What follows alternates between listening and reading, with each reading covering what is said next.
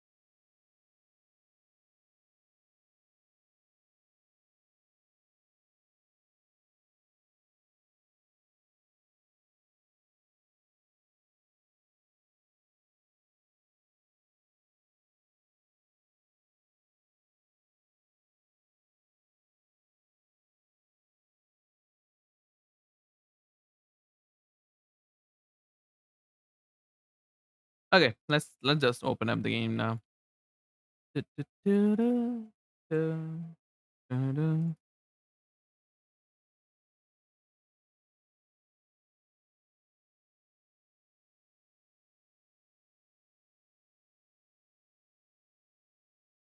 There you go. Outer Wilds is best experience with the gamepad.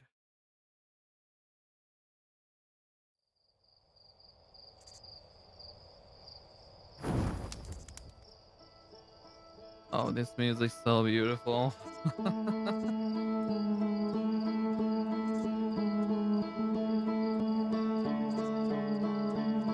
Such a beautiful song, though.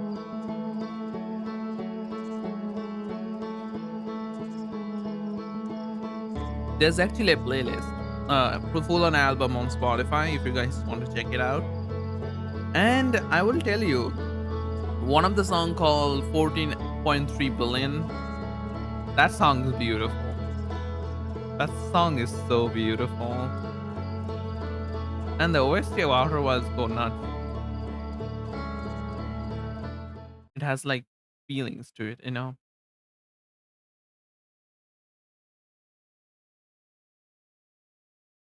Okay,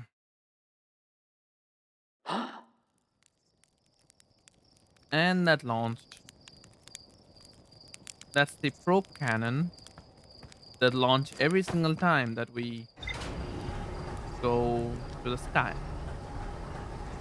Yeah, when you wake up, every single loop that probe cannon send a probe into a random direction.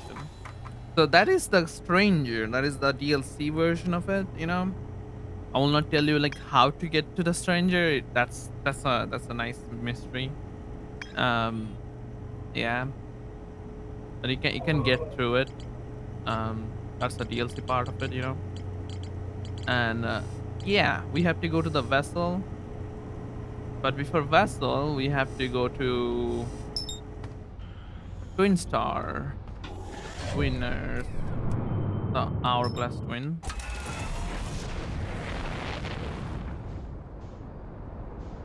There you go. Then we engage autopilot. We had to go to Astrid, not the Amber Twin, and just wait around there in Astrid. And when we wanna wait around there, we have to wait until um the Ash Twin Tower pops up from the ground. We have to get to the Ash Twin project thing.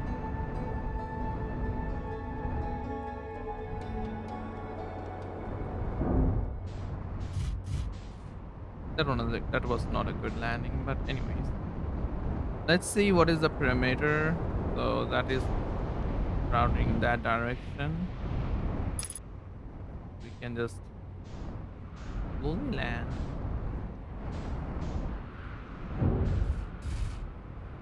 I wonder if we can just mark down Ash Twin Tower. Probably not, right? Yeah, probably not.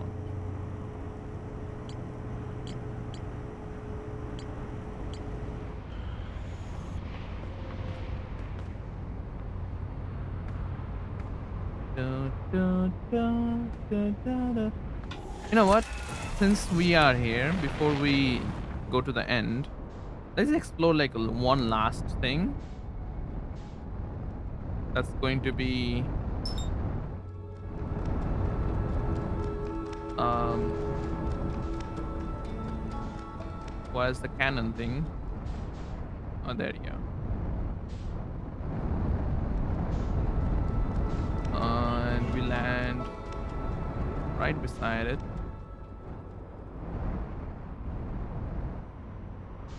So I will tell you. This is the first time that I guess I will go to the Sunless City on stream.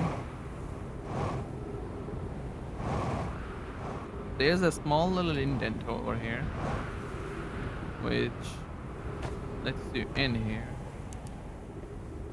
You don't go that way, you're gonna die. What you're gonna do is come to this place, and then jump to that. The gravity is pretty bad here, so be aware. And then you basically go to this thing. It will give you oxygen. Bring this up, bring that up, bring this up, bring that up. It will light up everything. And we have to go to this thing here.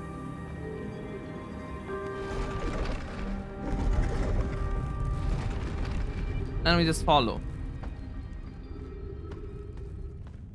this line.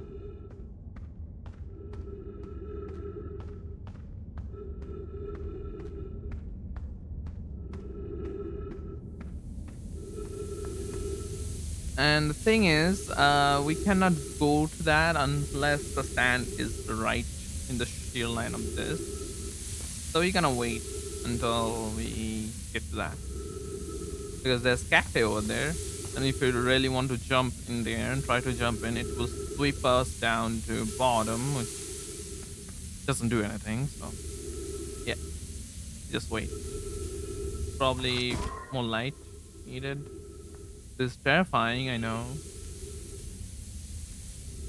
What's out?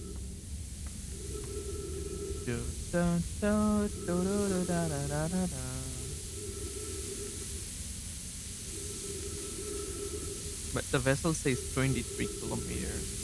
Right.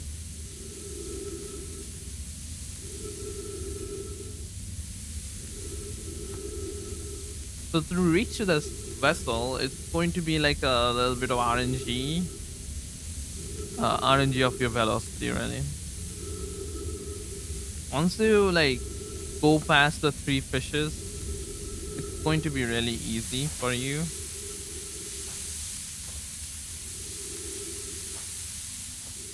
You can see the sand is rising.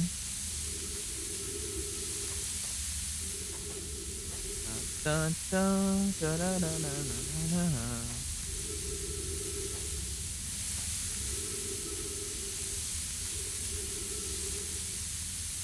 So Ash Twin and Amber Twin called the Hourglass Twin. You know why? Because each hour it kind of like rotates from one direction to the other. Great thing, right?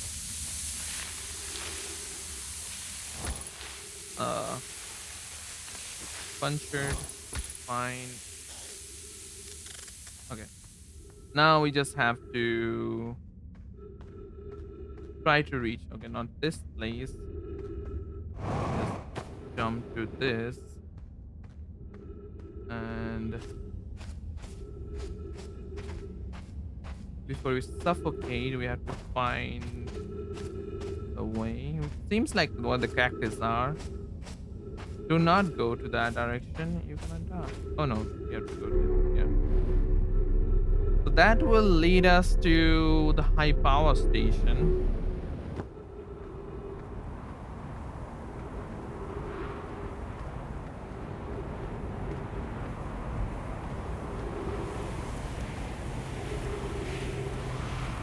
Do not go that. It is dangerous. Okay? Like, you can see it's dangerous. So do not go to that direction. It's fine. Oxygen will be there.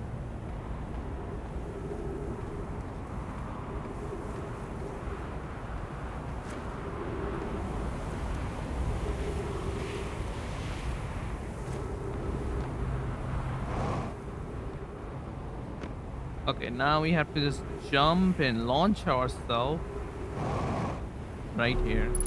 And we reach to that station thing. So this is like the place where you can get to like the warp force thing, which is really cool.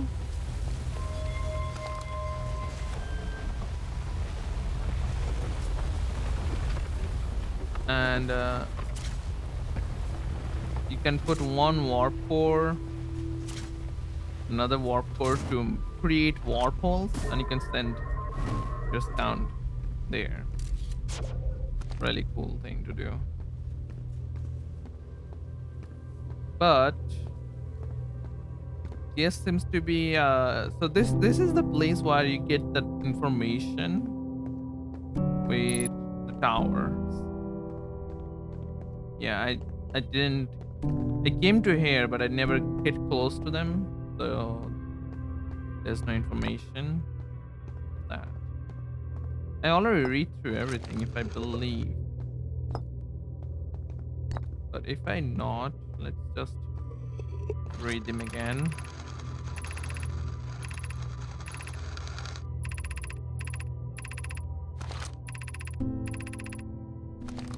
Yeah, I already read it. So this is the place that we couldn't get into because of the other side is actually broken, right? So that is pretty cool. This is the high power station. The high power station is basically the reason why there's a 22 minutes interval.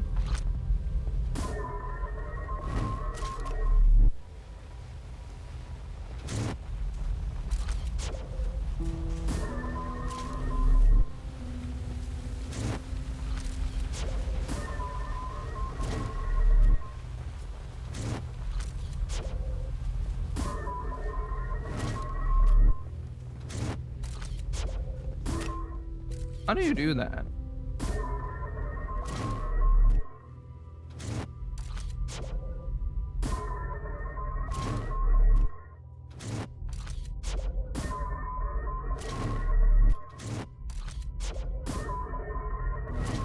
There's a way to abuse the system.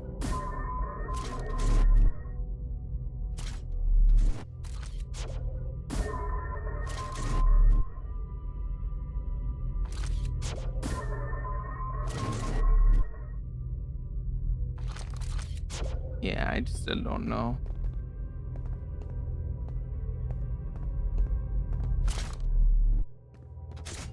What if we just put two black holes? Doesn't do anything, okay. So there's a way to basically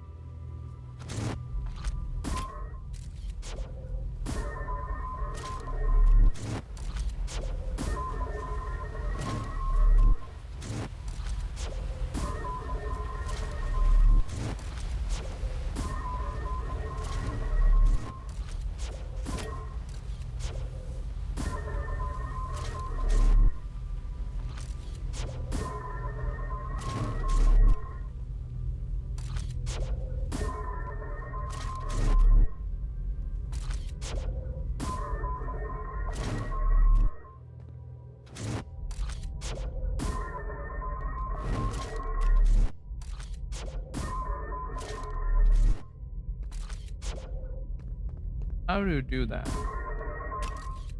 So what I'm trying to do is that if I launch it and if I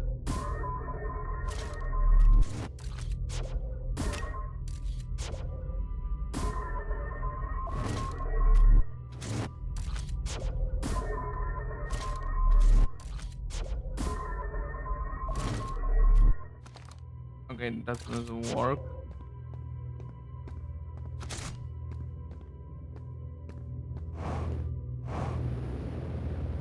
We could actually break the space time because we can duplicate items. So basically the whole concept of 22 minute is that you see like that arrival time. The arrival time when calculated in 4 decimal numbers, it is shown that the arrival time is earlier than the departure time. But if you don't depart, then how do you arrive first, right? So there's an error. So they say like maybe it's some negative time interval. which is the cause of it, which is the reason why there's a negative time whenever you go through black holes and white holes. So what if we just basically power a black hole and white hole too much that it will make an exponential amount of time to go back. So we basically creating negative time. It's like one of the coolest time concept. I was like, what? That's crazy. That's beautiful. But yeah, now you can do it. Great thing to be honest. Anyways, let me quit, restart a new loop, and let's just get to the ending. Let's not dilly dally. Let's just get to the ending. Now I should have enough logs to go to the Amber Twins tower or locate them, so I don't have to like always wait around like which part to open up.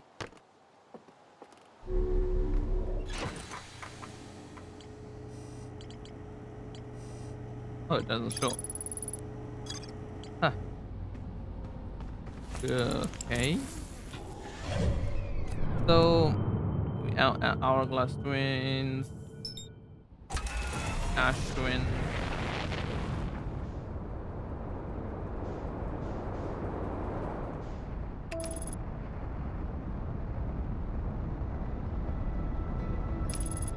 Guess we have to wait around until we can see those towers. These two are like the most exceptional planet.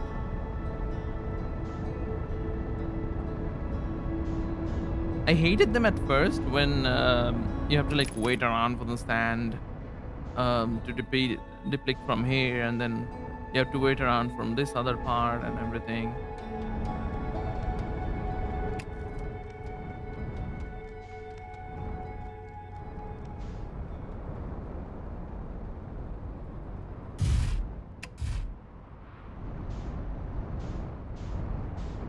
Okay, let me just search this.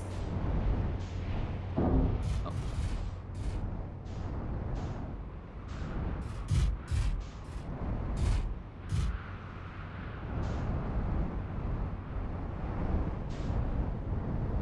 It's interesting, like what is there?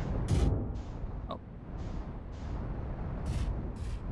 it's fine, guys. I have to just wait around for the models to show up.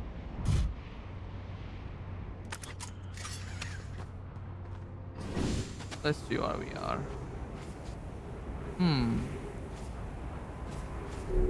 Guess we have to wait around for a little bit.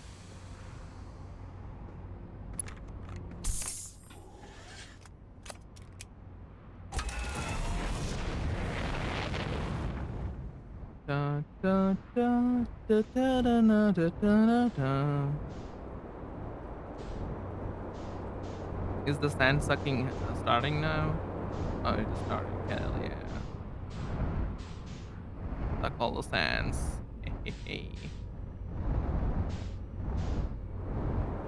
Still do not know what these two towers meant, to be honest. I know they are like meant to physical transport things from this planet to the other planet.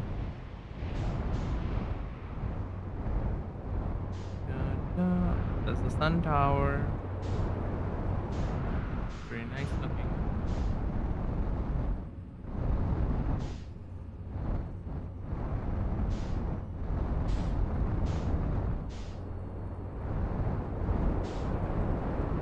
And that probably is the... Wait, is that Twin Tower?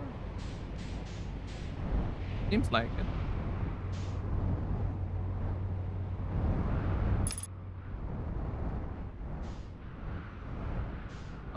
Probably not. Oh, probably it is. Okay, it's fine. I'm just gonna wait around here.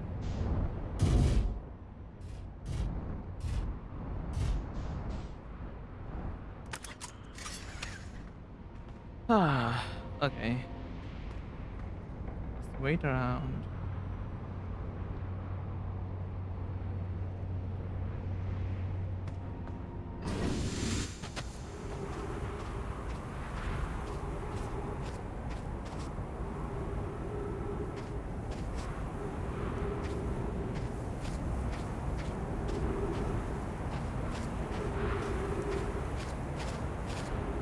Oh yeah, it is at Twin Towers. Nice. Okay, I have to wait. So it's sun time. Sun time is when... Oh, that's the interloper. Hey, interloper. The cause of misery for everything. Yeah, that thing is the misery. We saw this one comet. Oh, that's the quantum moon. Hey.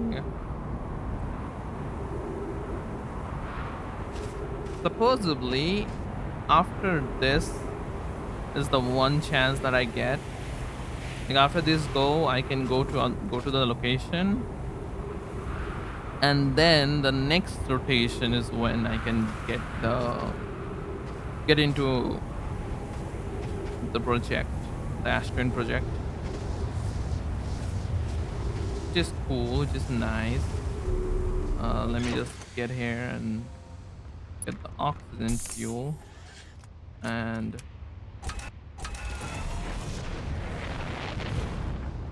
yeah, let me make it so it is somewhat closed, but not exactly closed.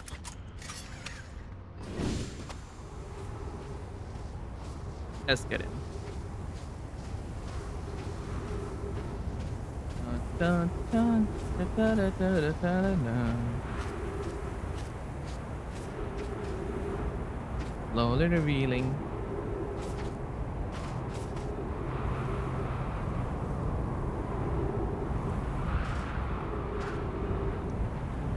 It's amazing how this sand is like so smooth. You know, it's not coarse or anything. It's just sand, which just goes to the other planet without like divulging into other things at all. Really crazy. Oh, is that quantum? Okay, please show me the entrance. There's a cacti over here somewhere. Don't wanna get in there. Uh-oh. Come on. As much as time I have to reach the vessel is the most beautiful, better thing for me.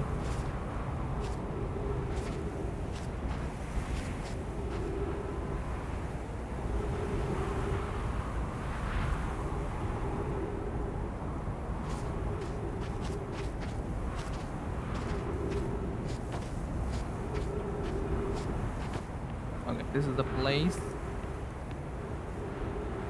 When the thing comes, we just get in there.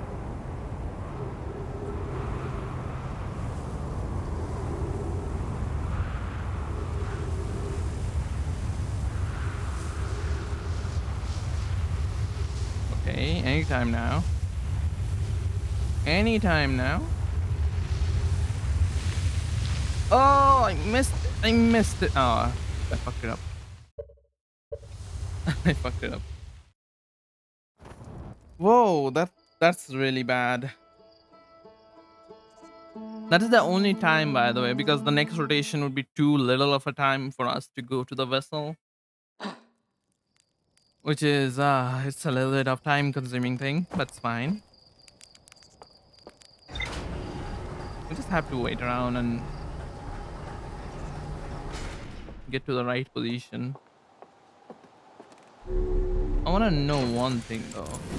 Can we just jump? No. Like we can jump boost, but like we cannot do the other way around. It's fine. It's fine.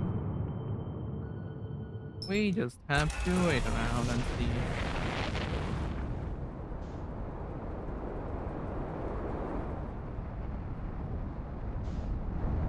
Da, da, da, da, na, na, na, na, na, na.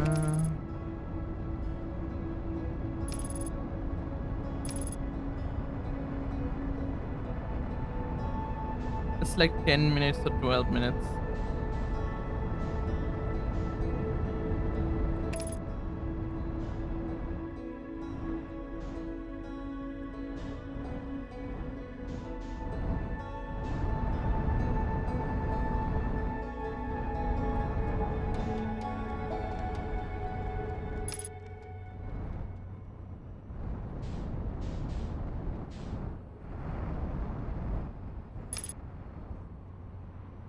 We're just gonna float under the sky.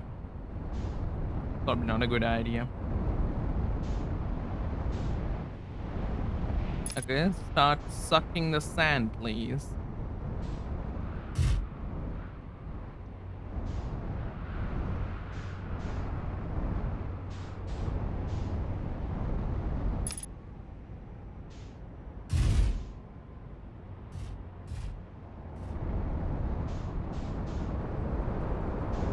Okay, let's start it now. So we just have to wait around and wait until the sand towers are in the vision.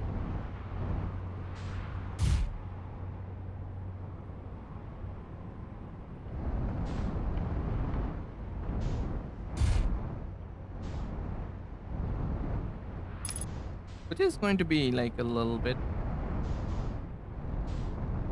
You can see the sun station.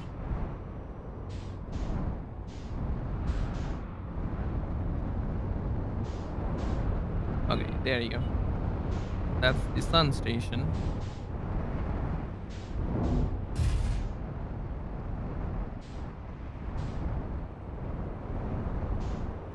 And it should be around here somewhere.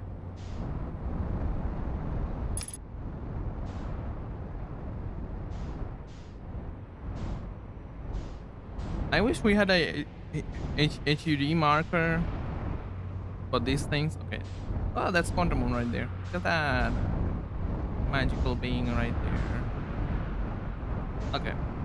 Just gonna park right here. Yep.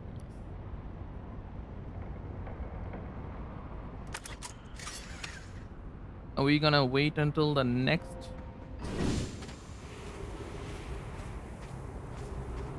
rotation to come?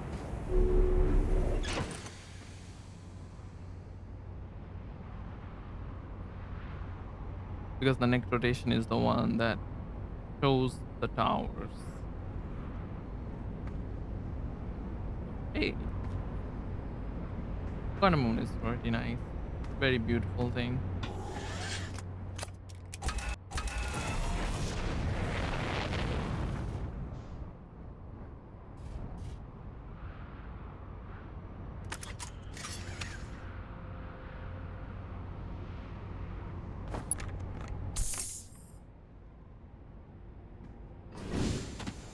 And after this, we have vessel.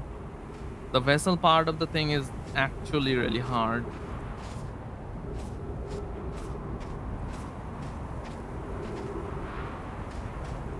Okay, let it go past.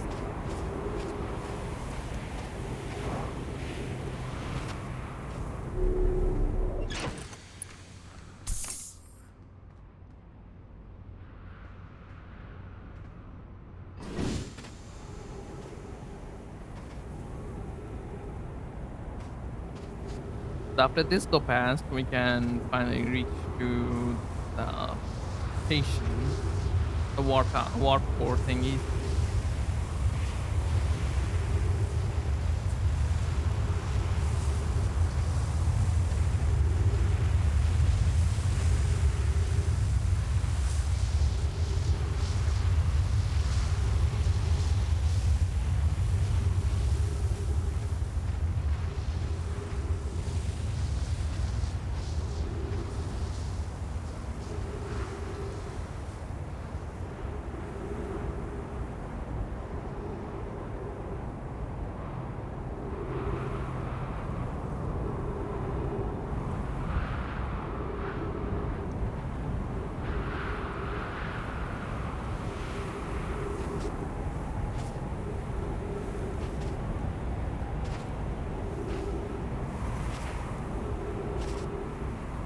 Dun, dun, dun, dun, dun, dun, dun, dun, dun, dun. Come on, come on. Reveal your beauty.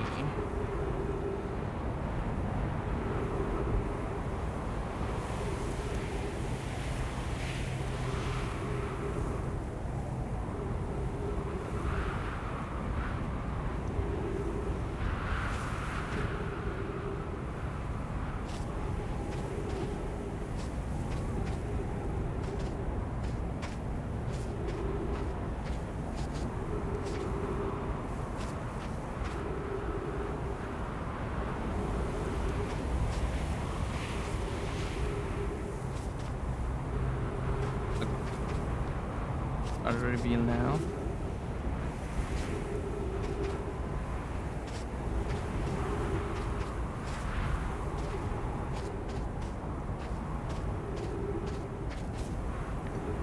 Okay, I'm ready now.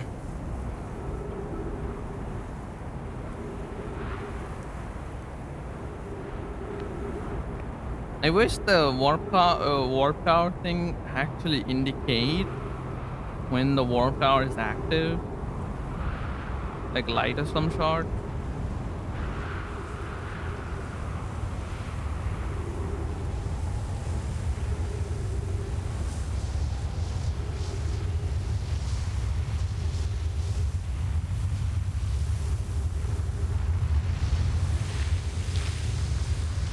Oh my god, I can't believe I'm failing twice now, huh? Can get into that thing. Ah, that's fine, that's fine. Let me check out Discord.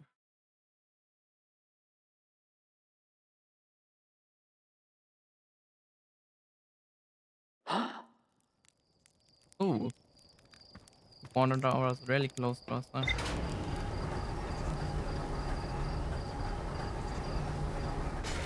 It's gonna be a little bit of trial and error, guys. Don't worry about it.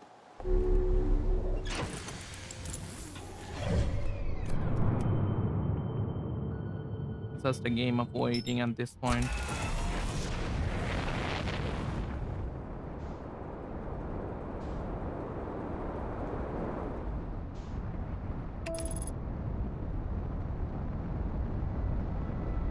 Although I would admit, failing twice is kind of frustrating. So I guess 3 times the charm.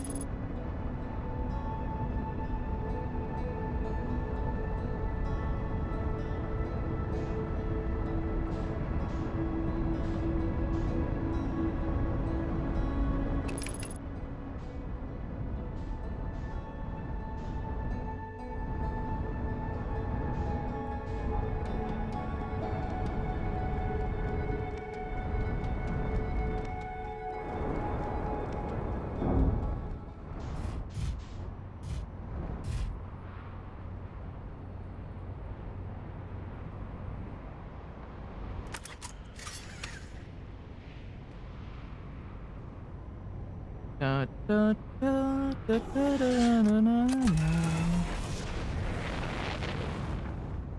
Okay, let's see where the stations are. Probably right here is the sun station.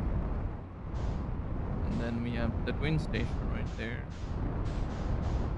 Right about here.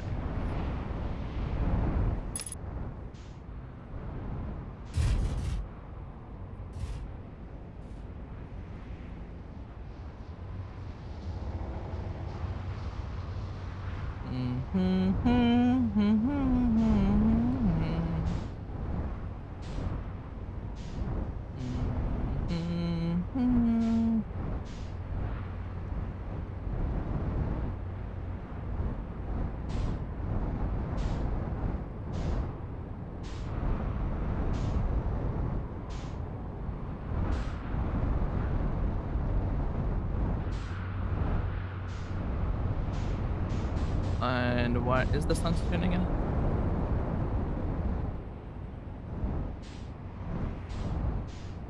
What? Meow. Hello, Mellow. We are in the process of doing the last final stretch. So before I start streaming, I actually did the DLC version of it. So DLC is kind of cool. Just got home. Hey, nice. Did you had a rough time today? I hope not. So I did my DLC. The DLC is really cool though.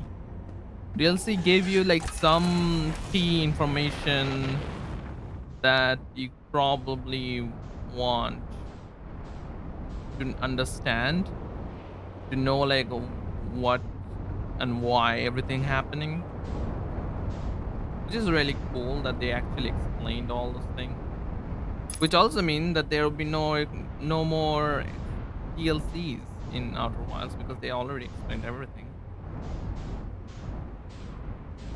That's the twin tower right there. I already like 38 Celsius. I'm suffering. It's same here as well. Although I would say it's raining, so hey, good job. I guess, isn't it? Let me park my ship a little further than that.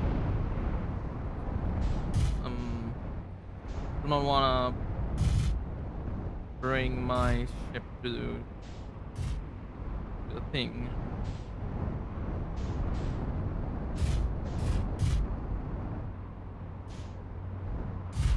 Man, I'm so bad at parking. Holy shit.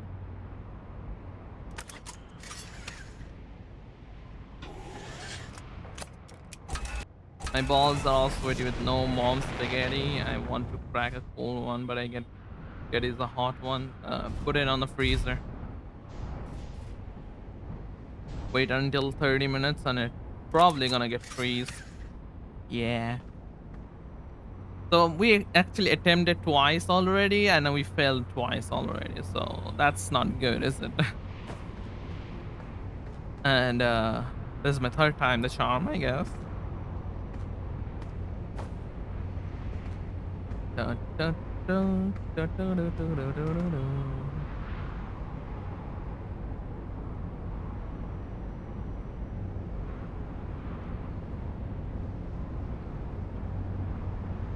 The problem I think is that I am jumping right when it's touching it. I have to jump right when it's middle of it. You know what I mean? Because it's sucking me up. And shouldn't sucking me up.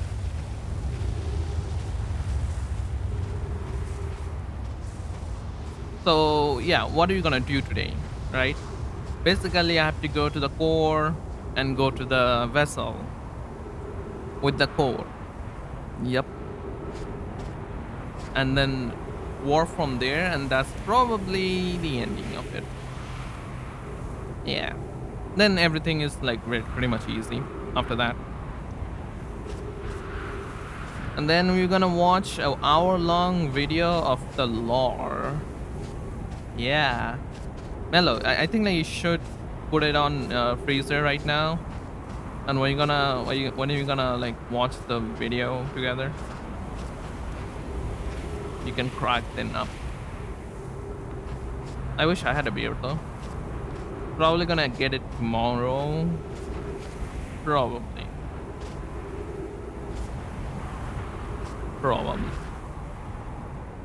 I will put myself in the freezer. Yes. Don't forget the beer though.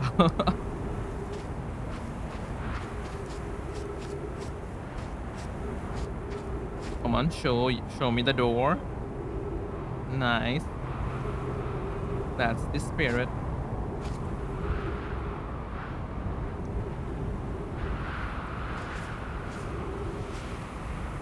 So before Nomai, there was this other creatures, right, who came into this land to understand what is the eye of the sky, and they actually the one who able to got it. Yeah, they are the one who able to got it.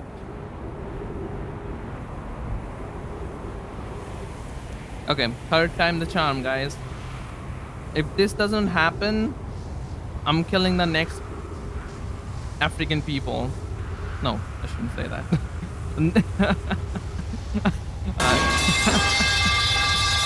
Oh god, I shouldn't say that. Okay, jump. Oh, okay. This is it. This is it. This is it, guys. Okay, this is it. All I have to do is open that hatch up, remove the gravity, and then get in there. Like, what the fuck? I shouldn't say that. I just wanted to put like a random country, but I think like African is not the best thing to say. Cancelled. Oh no. Don't worry, guys. I didn't mean it. I didn't mean it. It was all a joke. Okay, guys. They are starving. I know. I know. Get the warp core.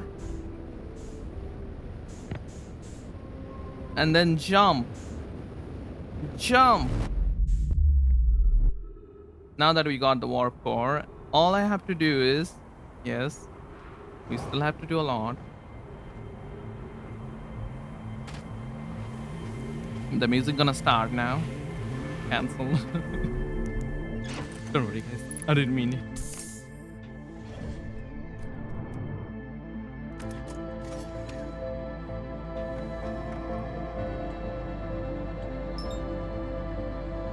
Vessel, launch, launch.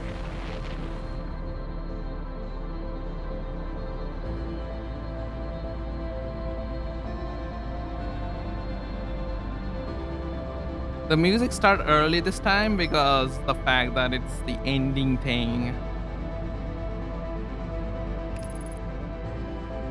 Okay. Guys. This is it. This is it, guys. If I got eaten by a fish, I will kill the next Romanian person I see.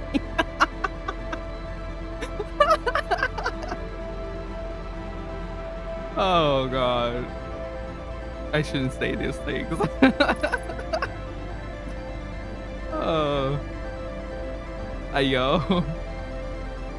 I'm out. You're Hungarian though. You're not Romanian. What the fuck? Mello, you are not a Romanian. Get it? You're a Hungarian person. You're the Vikings, okay?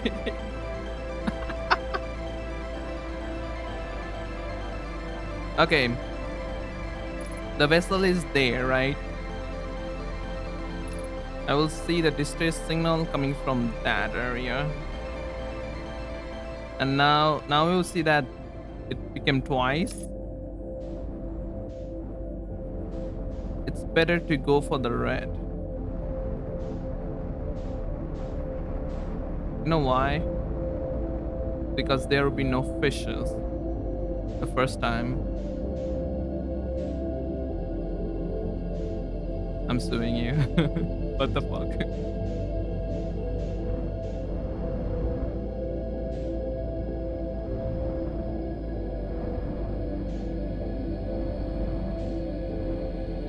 Okay. Guys, this is it. This is it, okay? That fishes, lunch, and just stop. Do not do anything, Daiki. Let me pass.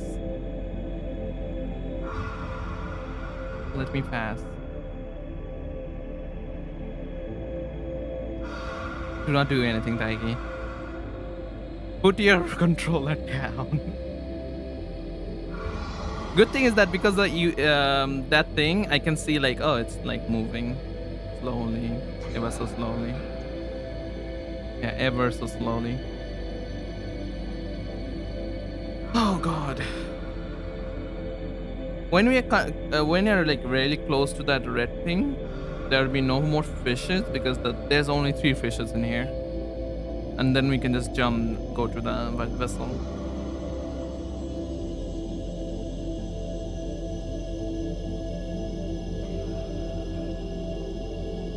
Okay, I think we have done it. I think we have done it. Yep. Okay, I will not kill the next Romanian person then. Good job. Good job on you. Now, jump in. I just saw another one.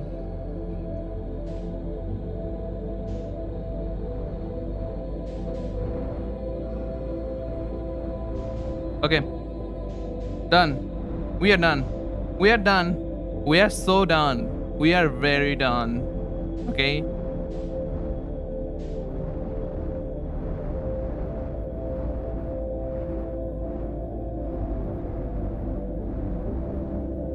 Guys,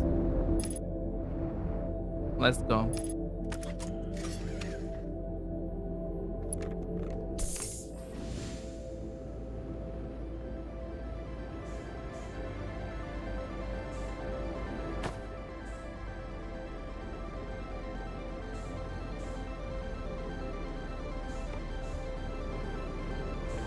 My last say you will meet on July 4th.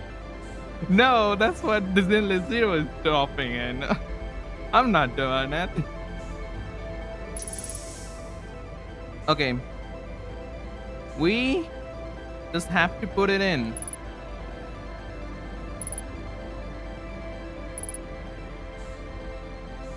Come on.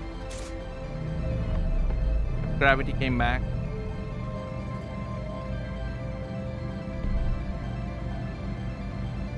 And you get the coordinate. So we have to do this.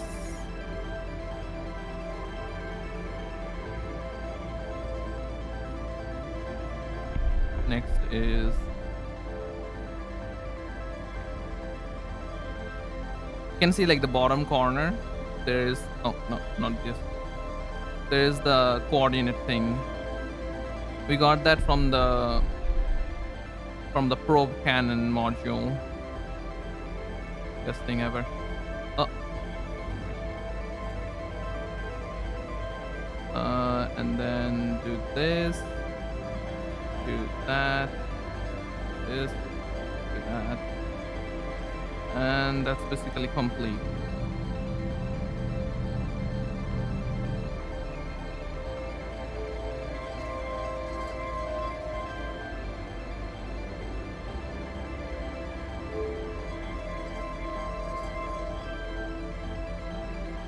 And did we done it? Oh, we did it. That's the solar universe right there. That's the galaxy we are living in. That is the eye of the star. Eye of the universe.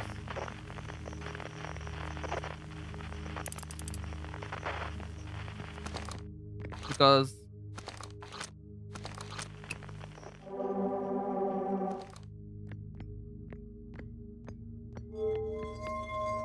found the Jesus.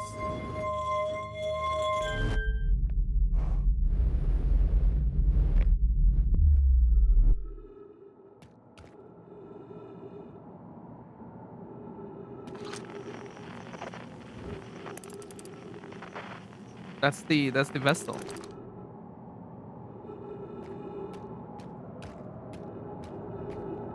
Okay, what do you have to do now then? You have to like okay, we have to go to that location. It says unknown.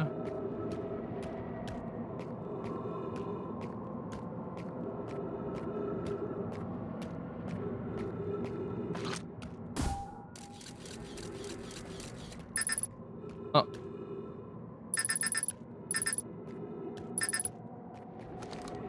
Oh well. Huh. Forget about that then. I lost my scarf now, huh?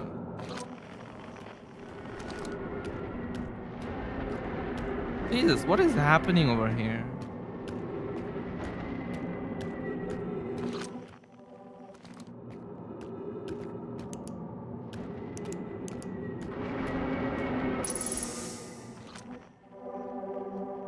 Everything is appearing and disappearing. You can see that.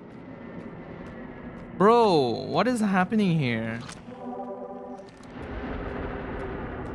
Because of light, everything is. I think everything is quantum. Because of that, like things disappearing and appearing because of light.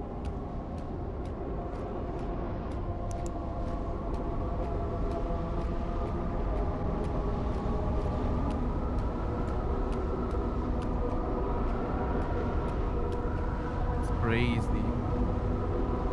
Isn't this the one that we saw on the quantum moon? When you go to the quantum moon. Oh, it's okay.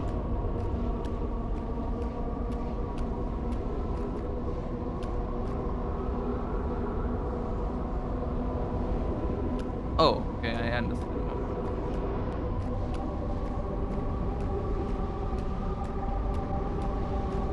This is gravity. Gravity is upside down here.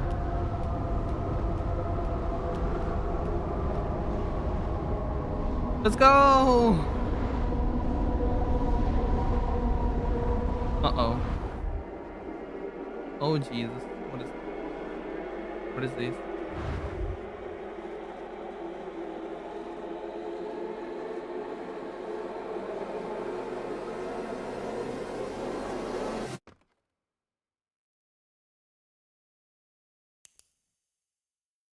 Uh huh?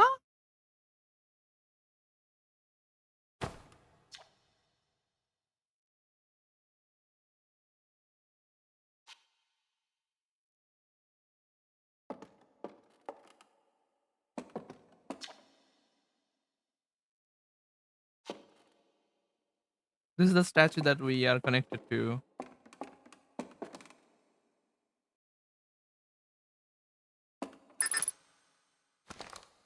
We died, GG.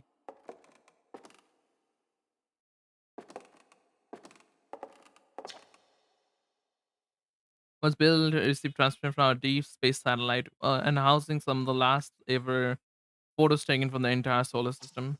One of these photos revealed the extreme existence of an invisible ring around the orbital of the species whose presence is our solar system predicted even the Nomai. Yeah, that's the DLC content.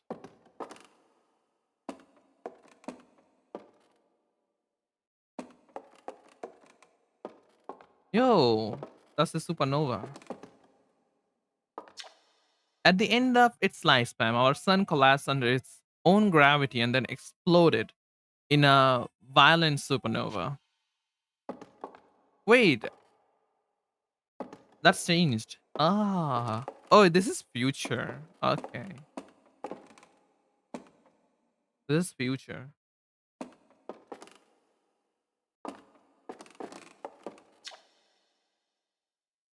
Of all the life form who will perish in the upcoming death of the universe, we will miss the anglefish the least. Yeah, that's true. We will miss it. We will not miss it at all. The Nomai who came to our solar system are following a signal of the eye of the universe. They perished when the interloper arrived, bringing with it the deadly substance we call ghost matter that flooded the entire solar system almost instantly and without warning. Yeah, interloper is the one who destroyed everything.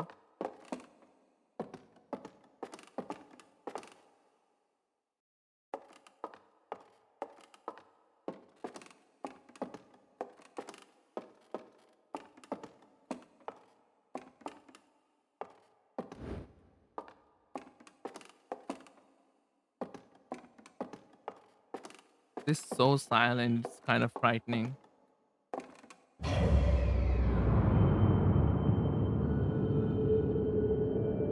the fuck? Oh, wait, everything is destroying.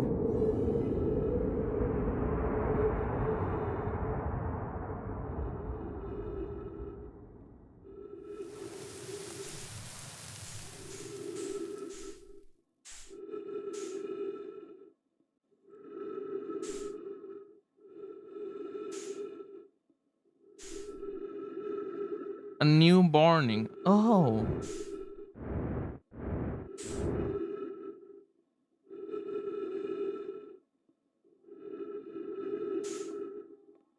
Oh, so. Oh, okay. Okay. So what I'm getting is that the eye of the universe basically called the death of the universe, and every universe died at the same time, and then afterwards created a new universes.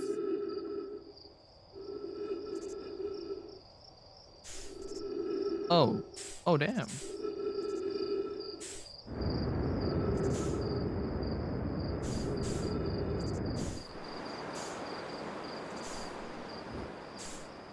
Wait, these are all universes.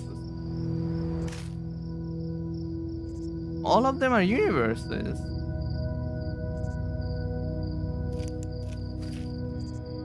That's beautiful.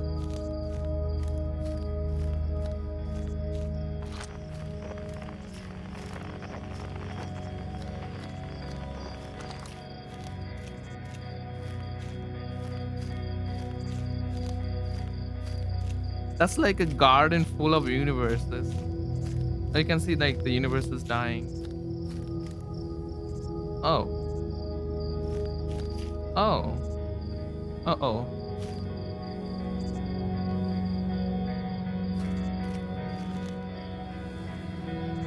oh, don't die.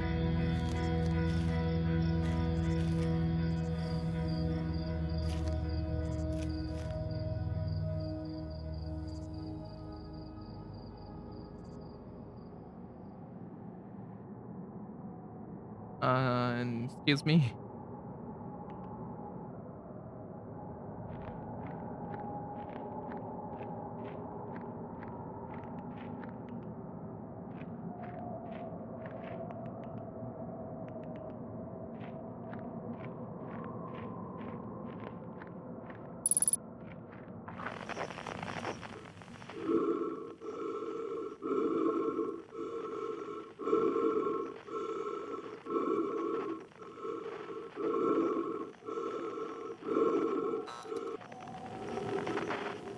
That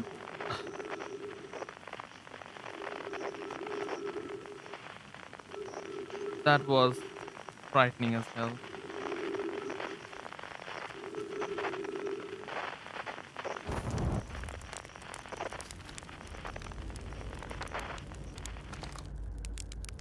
That was me. Oh,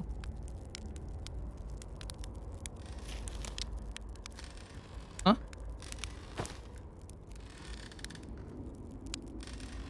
Oh, oh my god. Do you hear music? I do. Uh,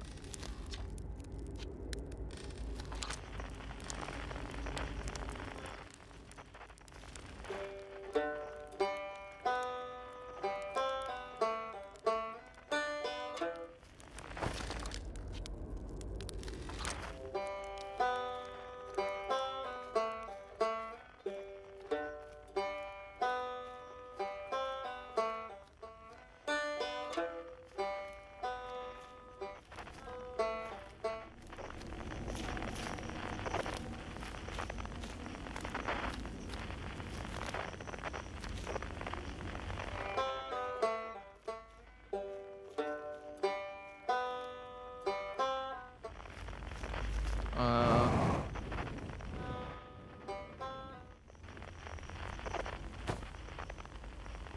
this is, I'm out. This is too scary. Fine. nothing.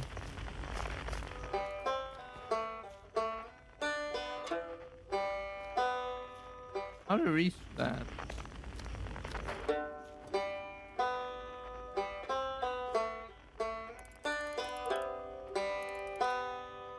It's like completely sealed.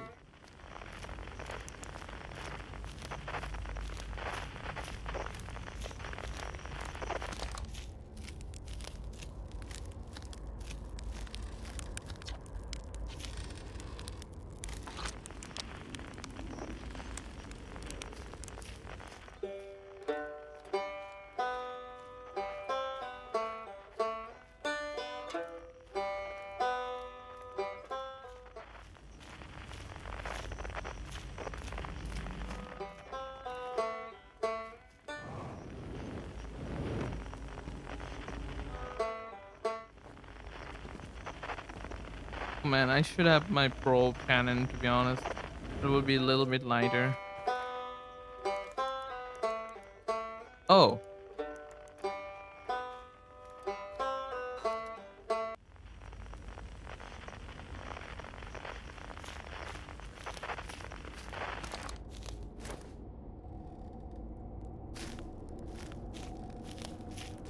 Hey. Hey, buddy. It's not quite time yet. I'm pretty sure we will need the others for the next part. We'll need, everyone. No rush. Take your time. It might not even exist here.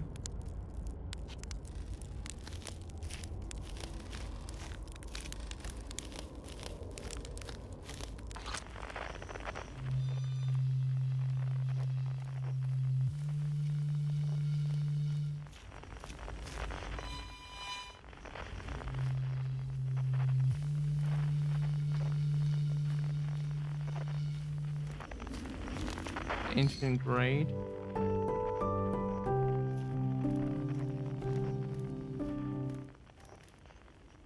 Always dark. How are you gonna reach that though?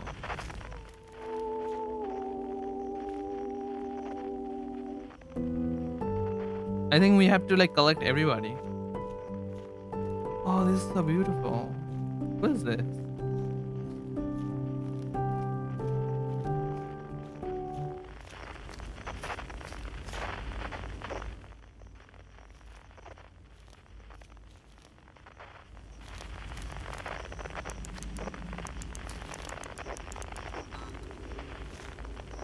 Oh.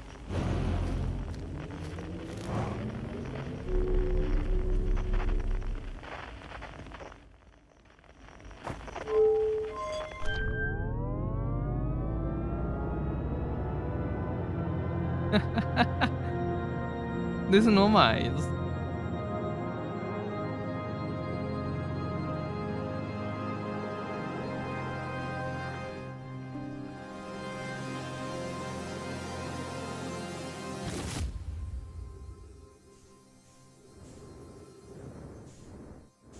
Don't go.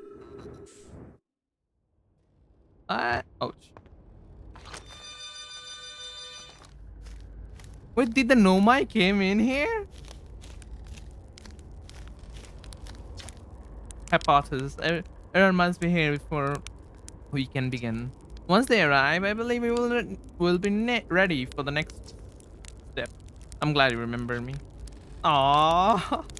Awesome. How could you forget? This split spot, I think. Uh, that's yeah, that's split spot.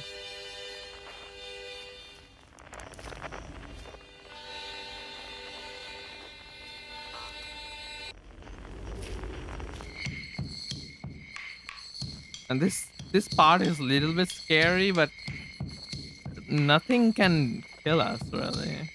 There's no concept of time or death or anything. We are like just gathering people.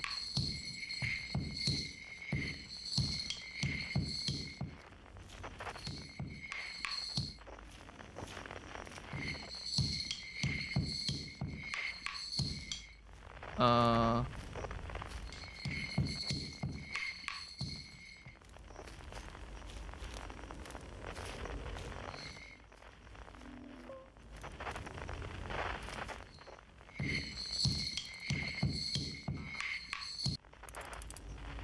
that was cool.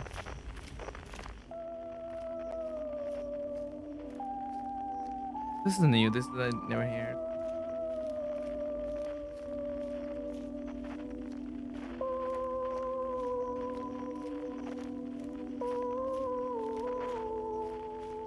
Oh.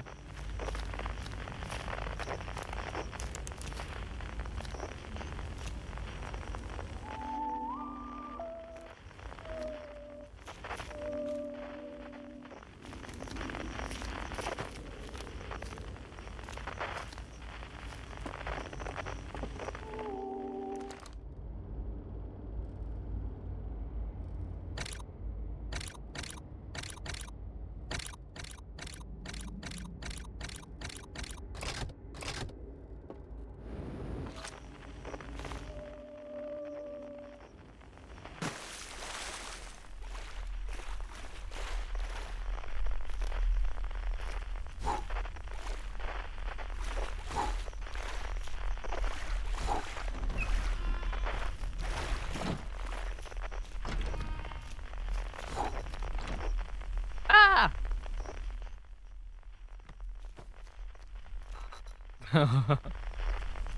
Yeah, always makes me forget frightened every time. How does how do you find Gab? Oh, it's so this is the DLC person, by the way, the prisoner. When my kind found the eye and realized it was capable of, they're terrified. It was too difficult a truth, like a light too bright to look upon directly. It burned them. What they could not unlearn was hidden away in darkness, obfuscated, then lost. They did not want to see their story end. My kind were not always like this. We are we aren't always afraid. I did what I could to see things right. Yet I am still on my kind. And yet you know now what they did. I cannot promise or fear won't steal your mind. And so, a choice. I'm certain that you won't remember me. Join us. Let's see what's happened. Your journey is over now. You did well. I'm not ready to decide. I don't want to repeat my kind's mistakes, but if you're willing to take the risk, then so am I. I'm so happy that you came here, by the way. How the fuck you up? How are you?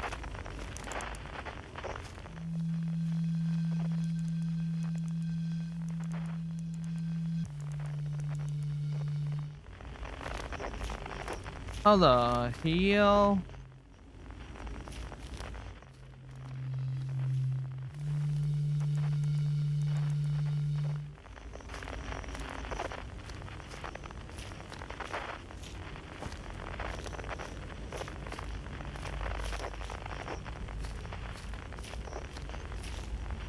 How the hell are you up there? What? The quiet sheet. Oh, he joined us. Hey. Hatchling, you found me. Nice to have companies around a campsite, isn't it? Go on. Go get the others. Wouldn't want them to miss out.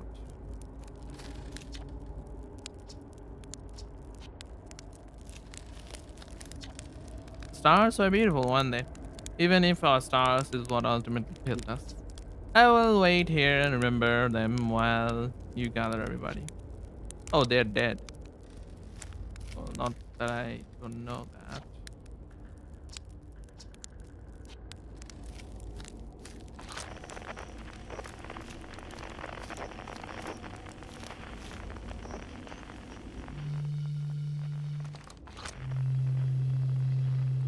Oh, I can just go up.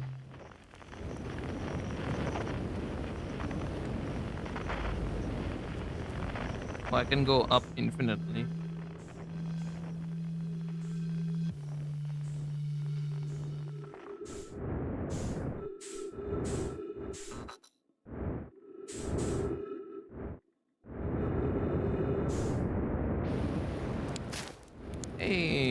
like, I'm back. What do you say, time buddy? Ready to start the music? Not yet. No rush, I'm not going anywhere. A conscious observer has entered the eye. I wonder what happens now. Is it time to find out? Not yet. And I will wait until you're ready to know the answer. Shall we begin? Not yet. Take your time. I don't think there was anything left to go supernova. Shall we? Not yet. I will wait until you're ready. I hadn't dared to hope that anyone would hear the signal, for how briefly I set it free. Yet, here we are. Ready for the final step? Not yet. I have waited this moment for a long time. For so long, it's no trouble to wait a little longer. Hey, thank you. Can't wait to play with the whole group again. Can I start? Not again. Okay, I'll wait. I'll get to play soon though, right? Okay, guys. Thank you for joining and okay, I'll let you down.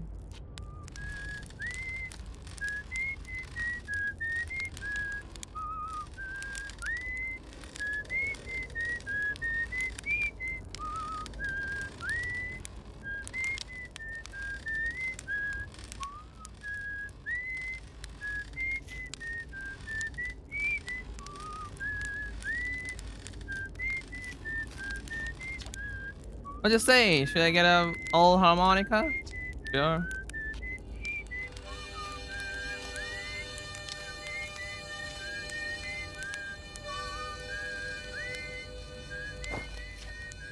What you say, time buddy?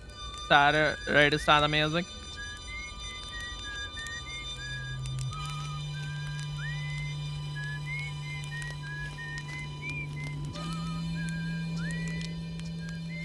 This song is new to me, but I'm honored to be a part of it.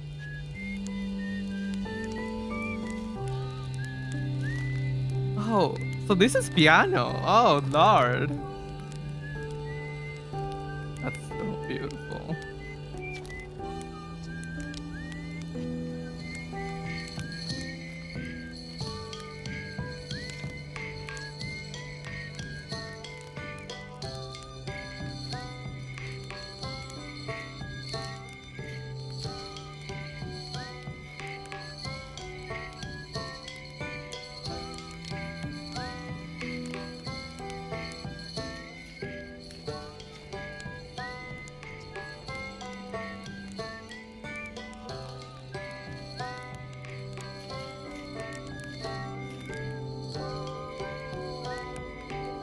Oh,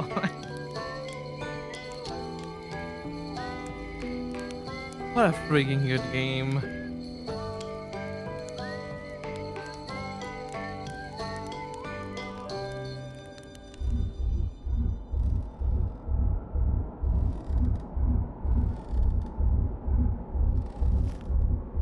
Uh-oh.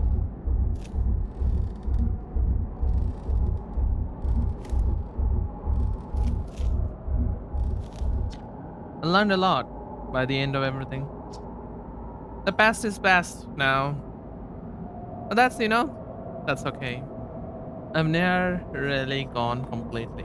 The future is always built on the past, even if you don't. If you, even if you, even if we won't get to see it.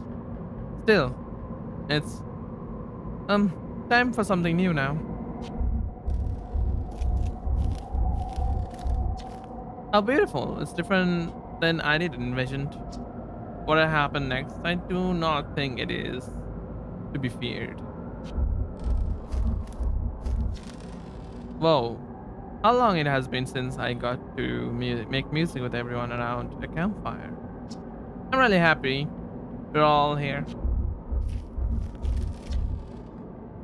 We cut it a little close, don't you think? Well, it worked out all in the end, I suppose.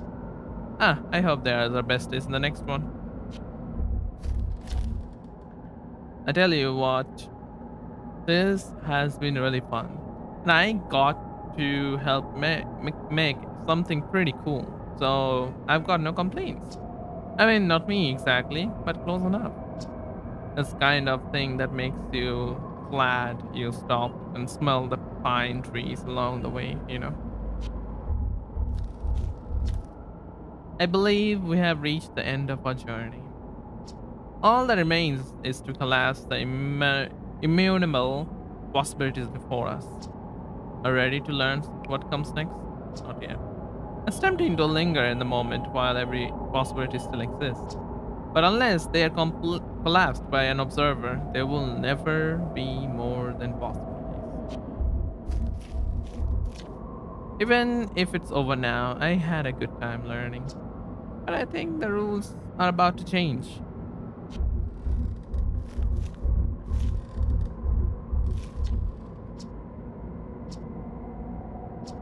I admire your curiosity, friend. Let's find out together.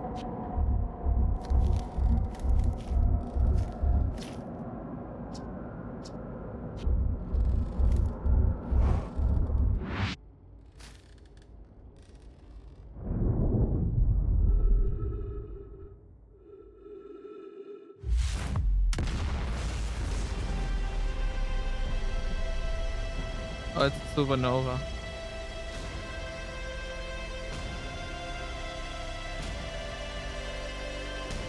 Jesus Christ.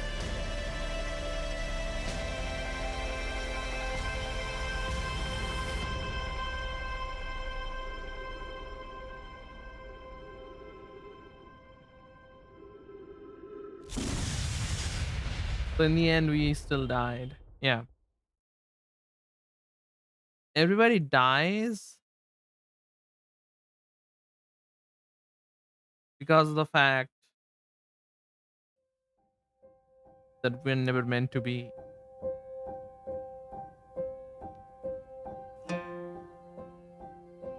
Oh, beautiful game.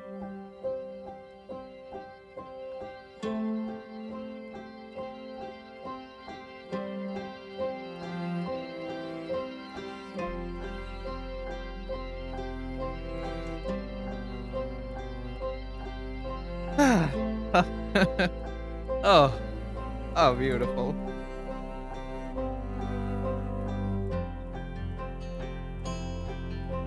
Well, guys, I think Outer Wilds hype is real. Time for the 1 hour lore session. You're gonna love it though. You're gonna love it. You're gonna love the lore video. The story is insane. Just insane.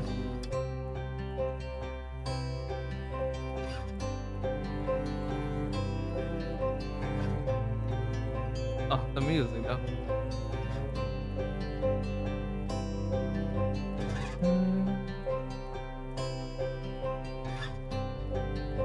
It's kind of the thing that Outer Wilds main story is kind of like the universe is dying, right? And it is about the journey of exploring rather than the end, because the end is of course just evaporated everything, right? And there's a new possibilities, probably a new universe that will expand to us. And during the journey kind of realize that you whatever you do, like, is our universe is dying, not now but someday we will die as well, and there's nothing we can do about it, like completely out of the hand. It's like a natural process, kind of like a tree dies, then the tree compost produce another tree. So this OST is called 14 and 3 billion. Yeah. In Outer Worlds, that's the age of the universe, 14.3 billion. No, 14.3 billion times the probe has been launched to search the eye of the sky, the eye of the universe. So the Spotify album of Outer Wilds, they have all the OSTs and plus the new one as well. Oh man, I'm gonna love that OSTs.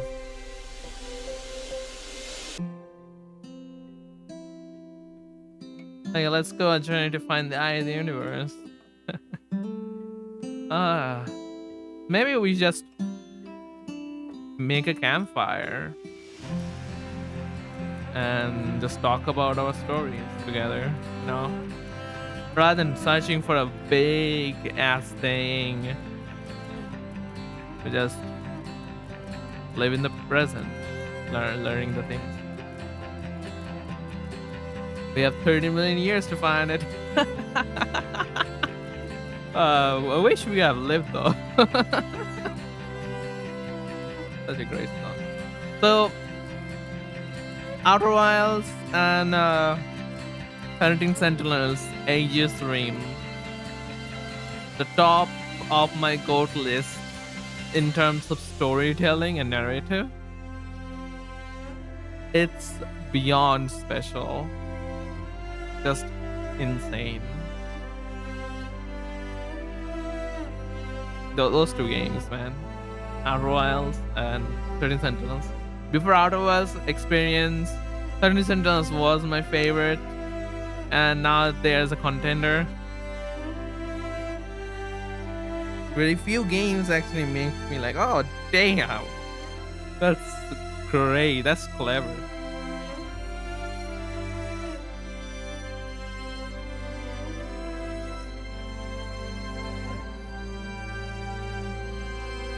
And good thing is that the studio of Outer Wilds is actually making a new project.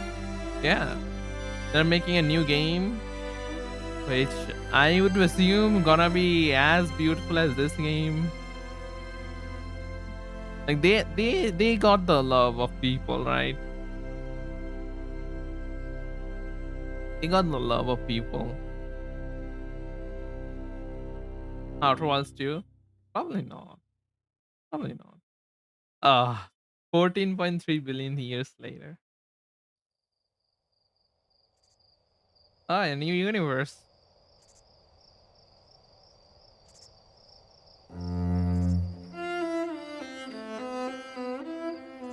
Oh, the new universe.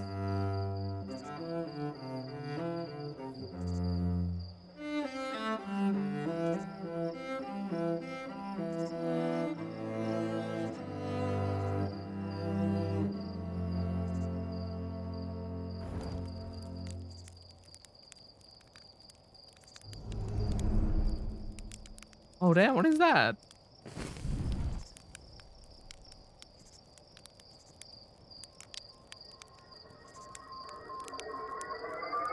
Hey, that's my prom. Dude, look at that planet.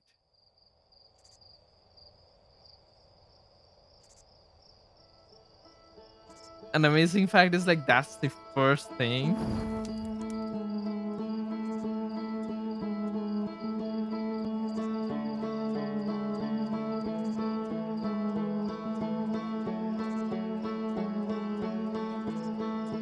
Oh god.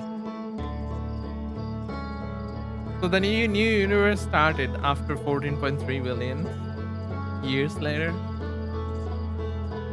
Are you alive by that time? And you can see like the new species that was born. And you see like each of the planet has their own star. Is that star or is that their core?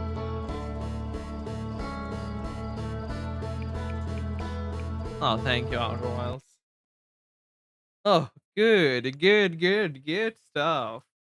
You know what? Let me just play the Outer Wilds OST. Why not? Um.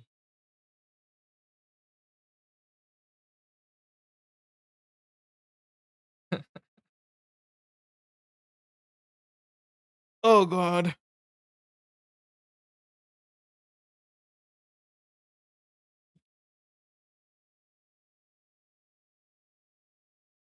That's great.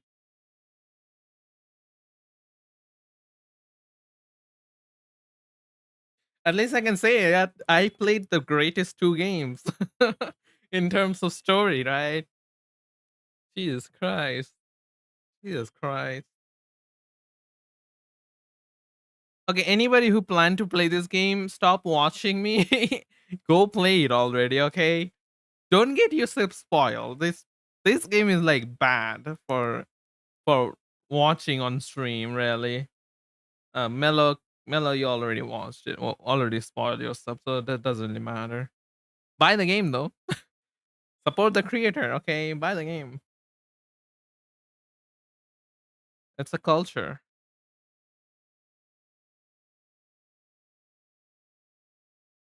God damn, dude. So the artist name is Andrew Prowl. Reset the universe and play it. Good idea. Good idea.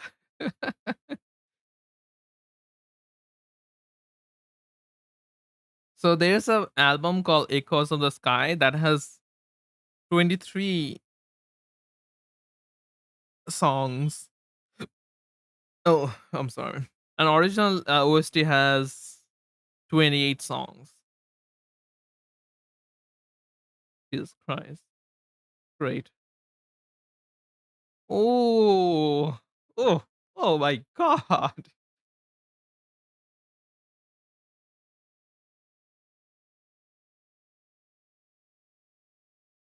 Beautiful. Okay, let me just do just chatting. Change the category. I forgot how to change the category, man. Okay. It's done now. Done. So, so guys, thing is, we still have to watch um something went wild. Okay. Doesn't really matter, Milo. I already did it. So, thing is, it is an hour long video, I think. Outer Wilds story. That was slow, that's why it's fine. Okay. Don't worry about it. The entire Outer Wilds timeline explained, which is an hour long video. Since And yeah, we're gonna watch it together.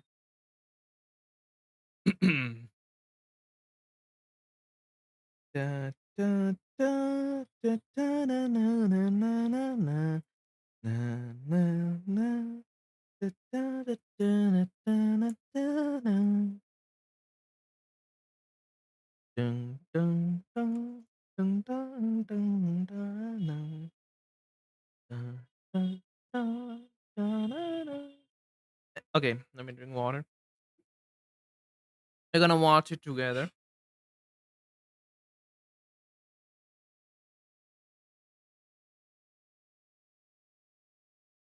Today is gonna be a video stream now. The rest of the video stream is going to be video watching stream. I after Outer Wild story explanation, I have another video which is like indie games that is going to be, and that has been announced already. So indie games I want to see. Take a pre break. Do you wanna? I can wait. I can wait. You know what? Let's just take a 5 minute break. Yeah, sure, why not? Where's my be right back? Boom.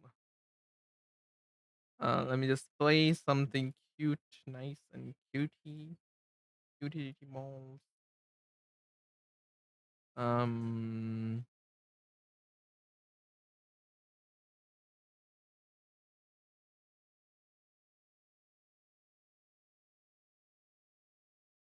Okay, we are going to be back in 10 minutes. Okay.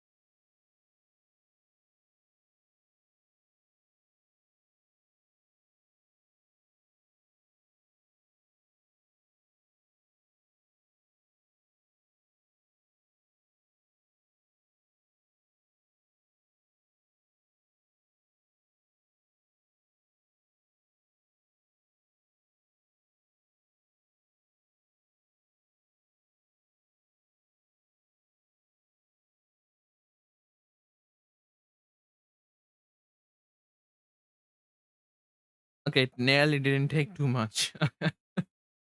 It did not take too much to take a pee break. What the fuck? How come streamers do that? Yo, how come streamers like get a pee break for 10 minutes or so? I don't get it. I don't get streamers, man. Welcome back. Hello.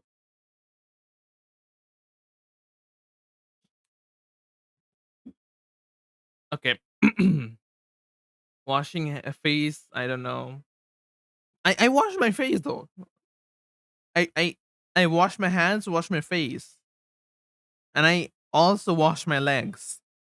Also dried my legs and also pee. Yeah. Am I fast? Maybe I'm optimal, man. Maybe I'm built different, you know? Okay. let's just start, brothers. Everybody, hell yeah! Washing your balls. Oh, I didn't wash my balls. Okay. Please see off. HD. Oh no. Why not good quality? Since finishing Outer Wilds, I wanted I to, didn't. Hello, since YouTube. finishing Thank Outer you. Wilds, I Um. not only gives Oh, me a there you reason to go. jump back into the game, but also creates something of value for, well, you. Shrink yourself in a little. Okay. Where am I beauty model go? There you go.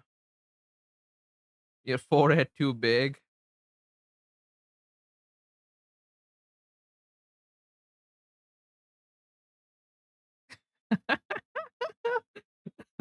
Hey there.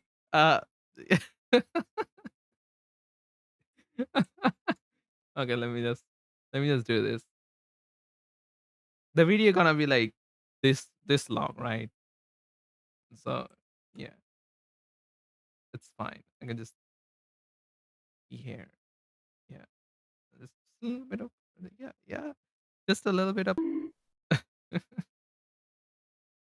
Okay, now it should be like very close to the edge of my single hair right there. Okay. This thought process eventually manifested into the Outer Wilds iceberg video, which I had a lot of fun making, but it still felt like Ouch. something was missing. Why did Then, that? one day, it dawned on me. I didn't just want to make a video about Outer Wilds. I wanted to make a video that also made you feel what it's like to play the game, one that reflects the beauty of Outer Wilds, from the stunning visuals to the incredible music. I wanted to make something that showcased it all. But all of that would mean nothing if the video didn't have a larger purpose, a reason to exist. It needed to be a valuable asset to the viewer. So, I simply searched Outer Wilds on YouTube and quickly found my calling. Out of the hundreds of videos about the game, none of them attempted to take the mostly non-linear, tight-knit story of Outer Wilds and piece it all together, giving you a complete view of the beginning, middle, and end of the wonderful story that I can only describe as life-changing. But before we begin, I'd like to note a few things. First is that this video will contain spoilers for the entirety of the main game, as well as the DLC Echoes of the Eye. If you haven't played the DLC, I cannot recommend it enough, as it not only plays a much bigger part in the overall story than you may assume, but it also has some of the best content, even when compared to the base game. Now, if you do plan on playing the DLC, or you're in the middle of it, but you still want to watch the video without any major spoilers, just skip this portion of the video. Or if you want more visual instructions, when you see the chapter titled Seeds of Life, pause the video and skip a few chapters ahead to the section titled That's fine. The Nomads of the Universe. That's fine. There are a handful of small spoilers you may see after that point and Oh, this later guy on gonna when we die. near the end of the video, but honestly, without context, they're probably going to go right over your head, so don't worry too much about it. Now, if for some reason you don't want to play the DLC or you don't plan on playing it, but you still want to know the full story, I've worked hard to make sure that this video provides enough context that the story makes sense regardless of whether or not you have played it. Although again, I would highly suggest playing it for yourself. I cannot stress that enough. Now, when it comes to the base game, I have to say that there are some points in this story where things run mostly parallel to each other, especially when it comes to the Ash Twin project. With those specific events, it's hard to tell what exactly came first, as progress for one part of the project would influence another and vice versa. So, to keep things simple, I tried to segment and streamline the events with the thought that you would understand that some things just ran parallel. Last but definitely not least is that I would like to ask that you refrain from liking the video or subscribing to the channel. Oh my. Instead, just enjoy the video like normal, and at the end, you can decide if the quality of my content is enough for you to like, subscribe, or possibly do more. But without any more interruption, I introduce to you the entirety of the Outer Wilds timeline.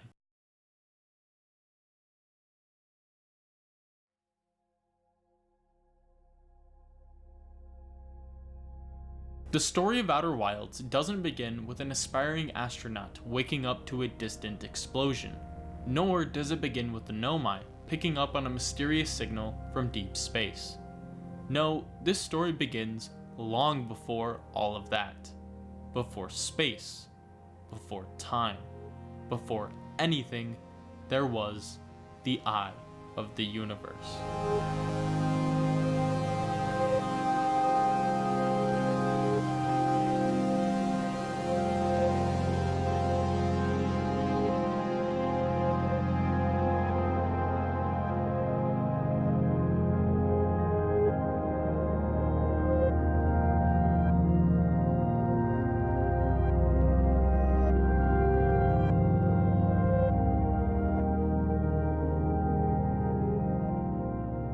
It would be a massive understatement to say that not much is known about the Eye of the Universe. There are theories, yes, ranging from it being a quantum black hole to being the consciousness of the multiverse itself. However, these theories are just that, theories, because nobody actually knows what the Eye is. And even if it were possible to learn, it's unlikely that its full purpose would be understood by any being with such a limited scope of their own universe, let alone others. Despite this, one thing is known about the Eye, something that it seems to want to indiscriminately share with others. It's a scream from the depths of space, a possible cry for help, evidence of its presence in not just one universe, but every universe. A signal that would not only mark the end of one universe, but the beginning of another.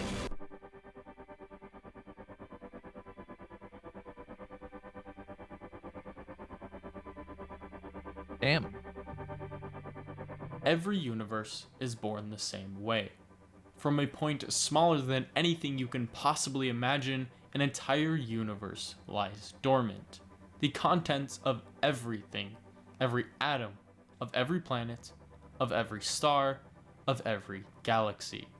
And in a time span shorter than it can be measured or described, everything comes into existence. An extraordinary cascade of energy and matter expands out from nothing to... Can I add some volume? Sure. I need to put the limiter to like 10, I think. I have a limiter on for this one.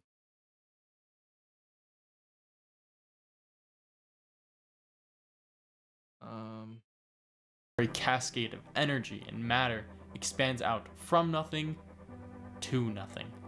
And while everything may be contained in this brilliant light, one thing is always seen: potential. Because while all universes may start and end the same way, each of them are vastly different, not just in how they appear, but also in how they function. In this universe, things are a bit less strict than what you may be used to. Gravity is not as unforgiving. Atmospheres aren't violently ripped from where they lie when introduced to the vacuum of space. With these initial guidelines, the universe begins to take shape. Particles such as protons and neutrons begin to form. With those, the lighter elements, like hydrogen and helium, come into existence. This cycle continues in the dark void of space for millions upon millions of years, until eventually, stars are born. These stars exist in yet another cycle of birth and death, one that would stay consistent for billions of years. However, for reasons unknown, this cycle would begin to change. The once linear rate of death would slowly rise. At first, this was impossible to notice, but as events compounded, the fate of the universe would eventually become clear to anyone who's curious enough to look.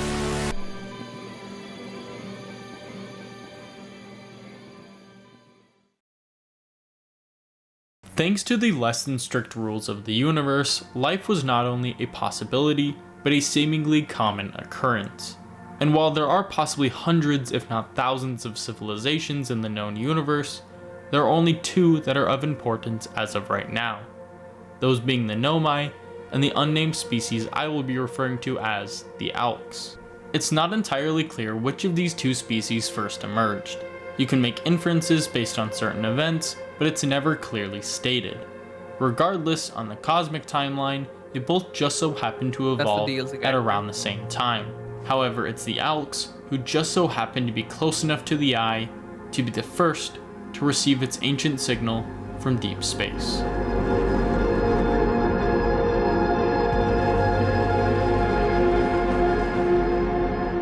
The story of the Alks is one of how curiosity can turn to ignorance. At first, the Alks are shown to be a humble species, living on a little moon orbiting a ringed gas giant. On this moon that they called home, there was seemingly no reason to leave, because, while humble, their lives were prosperous beyond belief. They had resources, advanced technology, and generations of progress, all invested in this one place. What could be so important that it would make them want to leave everything behind?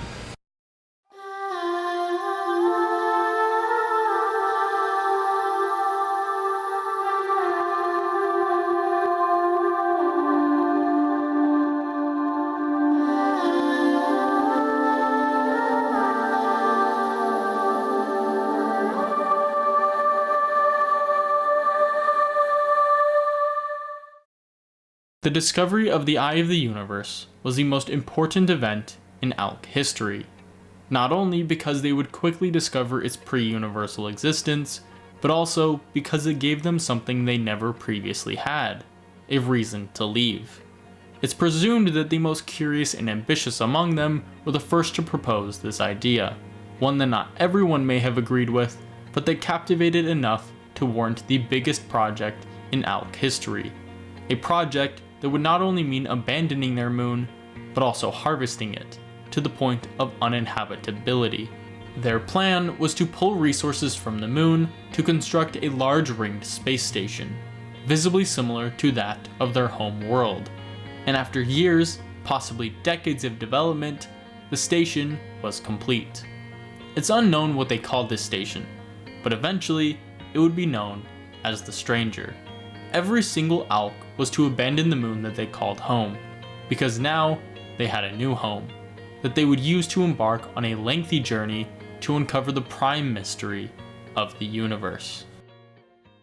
Decades pass as the Alk species had now been a spacefaring civilization for what feels like generations.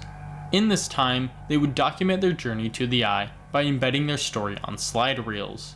These were used to document their past for future generations, as well as possibly help other life forms make the journey themselves.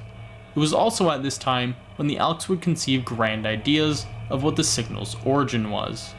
Some may have thought that it was a pathway through time, meant specifically for their species.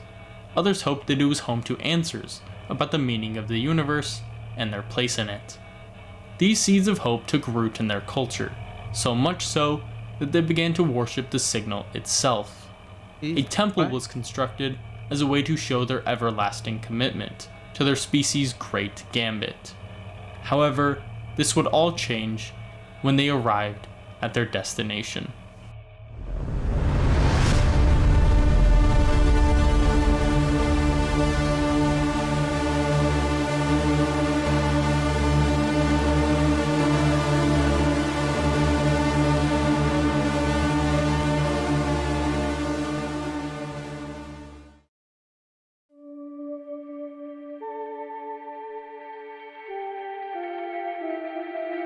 Their hopes were shattered. They had risked everything to get to this point, but in the end, they were wrong. Their signal didn't offer them answers or special treatment. It gave them the harsh reality that they, along with the universe, were destined to die, and there was no way of saving them. But it was in this moment that we see an entire civilization renounce something as seemingly fundamental as curiosity. After all, it was curiosity that got them here. It was curiosity that gave them hope. And it was curiosity that ripped it all away, revealing the harsh truth.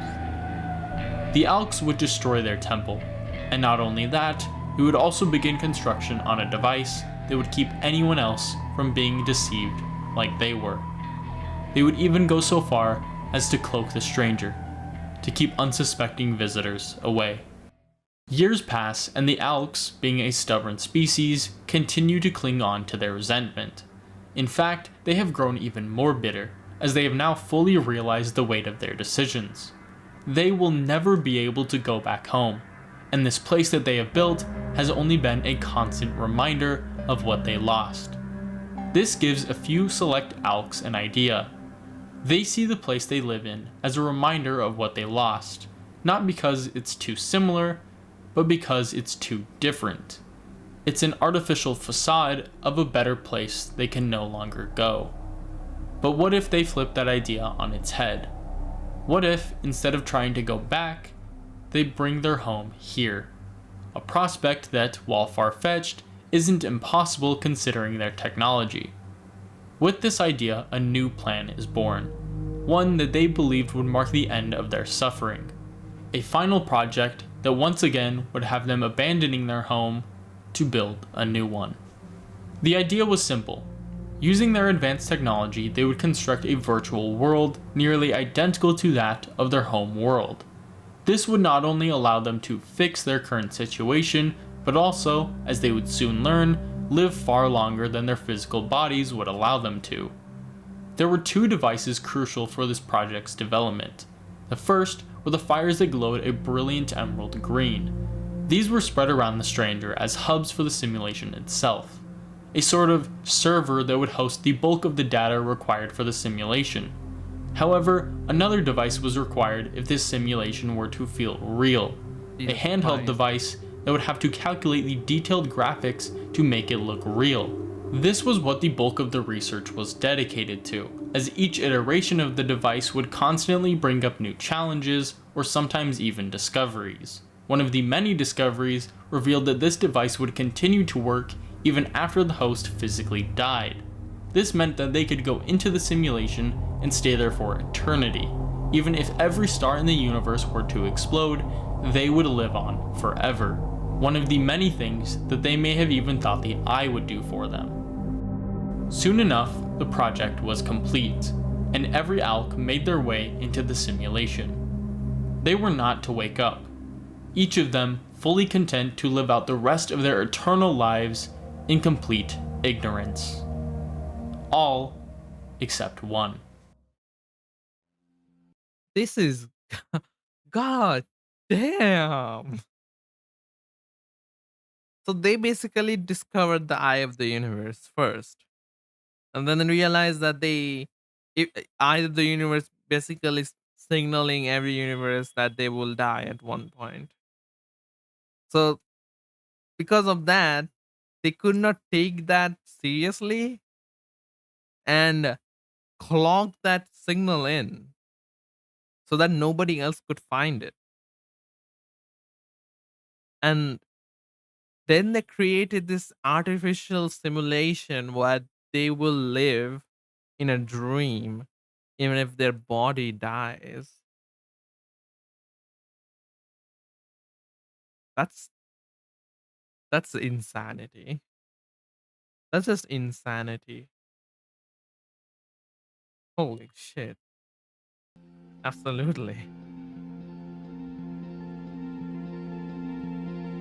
Once again, years passed, and the Alks, while happier in the simulation at first, quickly reverted back to their previous state of despair. Maybe this was because they were truly homesick, both for a time and a place long gone. Or maybe this was the result of guilt, a self-inflicted punishment they felt they deserved. Regardless, this feeling would stagnate progress for the species as a whole, a dangerous act of groupthink that would only loosen its grip on the Kim going to interstellar adventure where I will travel the space and the universe to find the eye of the universe. No, no, no, no, no. No, no, no. Let's just make a campfire and play music together. Alks if one of them were curious and brave enough to think differently. This would happen, but it would not result in the Alks' salvation. In fact, it would lead to the exact opposite. On one fateful day, an Alk with a vivid imagination and curious mind had a revelation sparked by a simple flower. He foresaw that the eye of the universe was not at all what his species had envisioned. Like nature, he realized that the universe he lived in, as well as the others he didn't, were in an everlasting cycle of death and birth. They would all be born, grow, and eventually succumb to entropy. Therefore, the eye was not just foreseeing the end of them and their universe, it was presenting the opportunity to birth a new one with new life. But this could never happen if they were to stay in this simulation forever. Eventually, their true bodies would die. That's my theory as well. The eye of the universe is asking everybody to come to the eye of the universe, whoever able to find it, so that they will be able to see the next cycle of the universe, like we did when we gone to the eye of the universe, and all the universe dies except the eye of the universe, because that is immortal. That's like basically beyond the stars, really. So it really asking us, giving us an opportunity that to see the next cycle of it. Die, therefore ending the opportunity to continue the cycle. The only problem, the rest of the Alks would never agree with him. They may even see it as a betrayal of everything they had fought to accomplish. He wasn't sure if he could make it to the eye without them noticing, but what he could try is disabling the signal blocking probe. With that, he attempted to right all the wrongs of the past Alks.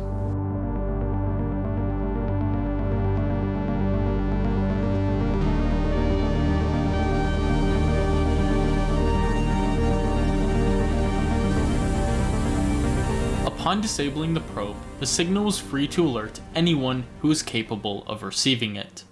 Unfortunately, this act came at a great cost, as the other Alks were quick to catch on. The probe was immediately activated once more, and the Alk who had disabled it. This is the reason why Nomais actually found the signal, but later found out that the eye never called them. So Nomai actually found this signal, I think. Like, Nomai found this signal and tried to warp that signal, but because the signal is blocked now again, they've gone into Dark Bramble. The ship got destroyed. Jesus Christ, this is crazy. Was to be imprisoned. For this, they built a special structure, both in the real world as well as in the simulation, to act as his prison. He would forever be alone, trapped in purgatory, forever the prisoner of the Alks. But in a cruel twist of fate, his true punishment was not that he could no longer live. It was that he couldn't die. After dealing with the prisoner, the Alks were not only afraid of what he had done, but also of what he had thought. They saw his vision of the eye as a dangerous slippery slope that may bring everything they worked to build crumbling down. Outwardly, this manifested in nothing short of total ideological cleansing. They were afraid of sympathizers who may appear and attempt to continue what the prisoner started. So, they did what they had to do. The probe controls were permanently disabled, meaning the eye signal was never going to be broadcast again. Most of the film reels were destroyed, and those that weren't left out large pieces of their story, those that they were ashamed to share.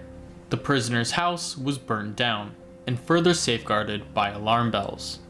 All of this was to stop anyone from doing or learning anything about the Eye, in hopes that they themselves would eventually forget.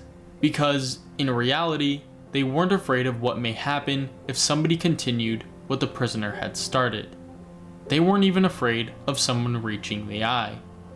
No, they were afraid to have hope again.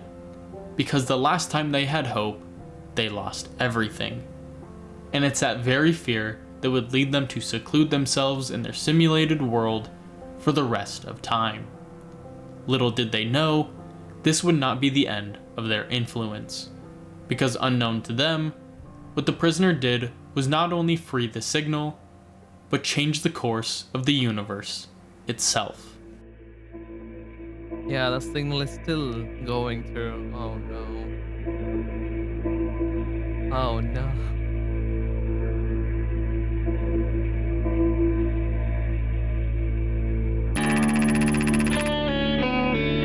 No man's land universe.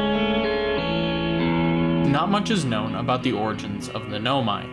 What we can infer is that, similar to most life, the Nomai had humble beginnings, starting their journey on an unknown planet. It's there that the assumption can be made that they lived a nomadic lifestyle. Whether that was out of necessity at first is unclear, but as they were to progress, it's likely that it had less to do with necessity and more to do with ambition, as well as curiosity. This is what likely drove them from their home world. Not a planetary catastrophe, nor an outward signal beckoning them to follow it. They left because something inside of them was never content with staying in the same place. They had grandiose questions about the universe and their place in it that could not be answered if they were to stay. So, as soon as they had the technology to do so, they left. And as far as anyone can tell, they never looked back. It's unknown how long the Nomai had been venturing through space before they made their biggest discovery yet. A technological advancement so groundbreaking that the Nomai would go from being an interstellar species to an intergalactic one. This discovery by a Nomai named Anona would quickly become known as the Advanced Warp Core, a way to instantaneously travel through space using the power of black and white holes. This advancement was not only their solution for long-distance travel, but also a breakthrough when it came to communications, because unlike the Alks, the Nomai did not stick together when they furthered their venture into space. Instead, they were split into differing clans, each with their own vessel to call home. Whether these clans were formed before or after they left their home world is yet another mystery. What isn't is that these clans, while separated by space, were always connected by curiosity. This shared connection, as well as the breakthrough of the Advanced Warp Core, gave new life to a Nomai tradition that had become increasingly difficult to sustain as these clans grew further apart. This tradition would have one envoy from each clan travel to a central location every 10 years to share their clan's findings. This would ensure that the findings of the Nomai, whether technological or otherwise, would always be in the interest of curiosity, not competition or political advancement. This would continue for an unknown amount of time until one day, one of the clan's envoys would fail to show up. And after further investigation, the other Nomai clans would find that the vessel, captained by a Skal, simply vanished. This story would grow to become the single greatest mystery of the Nomai, so much so that it would become legend. A story Nomai children would grow up hearing about. But of course, a legend is only that. Nothing could simply vanish without a trace. Surely there was more to the story. Surely a Skal and his vessel couldn't just disappear, right? Yep. A call from the outer. Great. I'm recording now. I have never encountered anything like this. The signal the vessel's receiving appears to be older than the universe itself. This is our first contact with anything of this nature. Everyone, prepare to warp immediately. Eskal, wait. I need more time to send an outgoing message. Shouldn't we tell another clan where we're going? We can send a message upon our arrival. This Oh, extraordinary no. signal appeared suddenly and may disappear just as quickly, and we can't lose a discovery this incredible. Focus on preparing for the warp instead. Anona, is the vessel ready to warp to the signal's approximate coordinates? The warp core is powered, but this will be a significant jump. Afterward, we'll need time to recharge the core. That shouldn't create a problem, provided we arrive at or near the signal source. Everyone, we're ready to warp. That's what everything goes wrong. This is Escal's vessel. Something went badly wrong during our warp and our vessel's mortally wounded. We need help as quickly as possible. Our vessel appears to have... Has it fused with the local environment somehow? There are vines that are now part of the vessel. It's been torn apart from the inside itself. We are abandoning our vessel. Any Nomai clans or spaceflight-capable species receiving this message, I implore you, we need your help. Is this broken?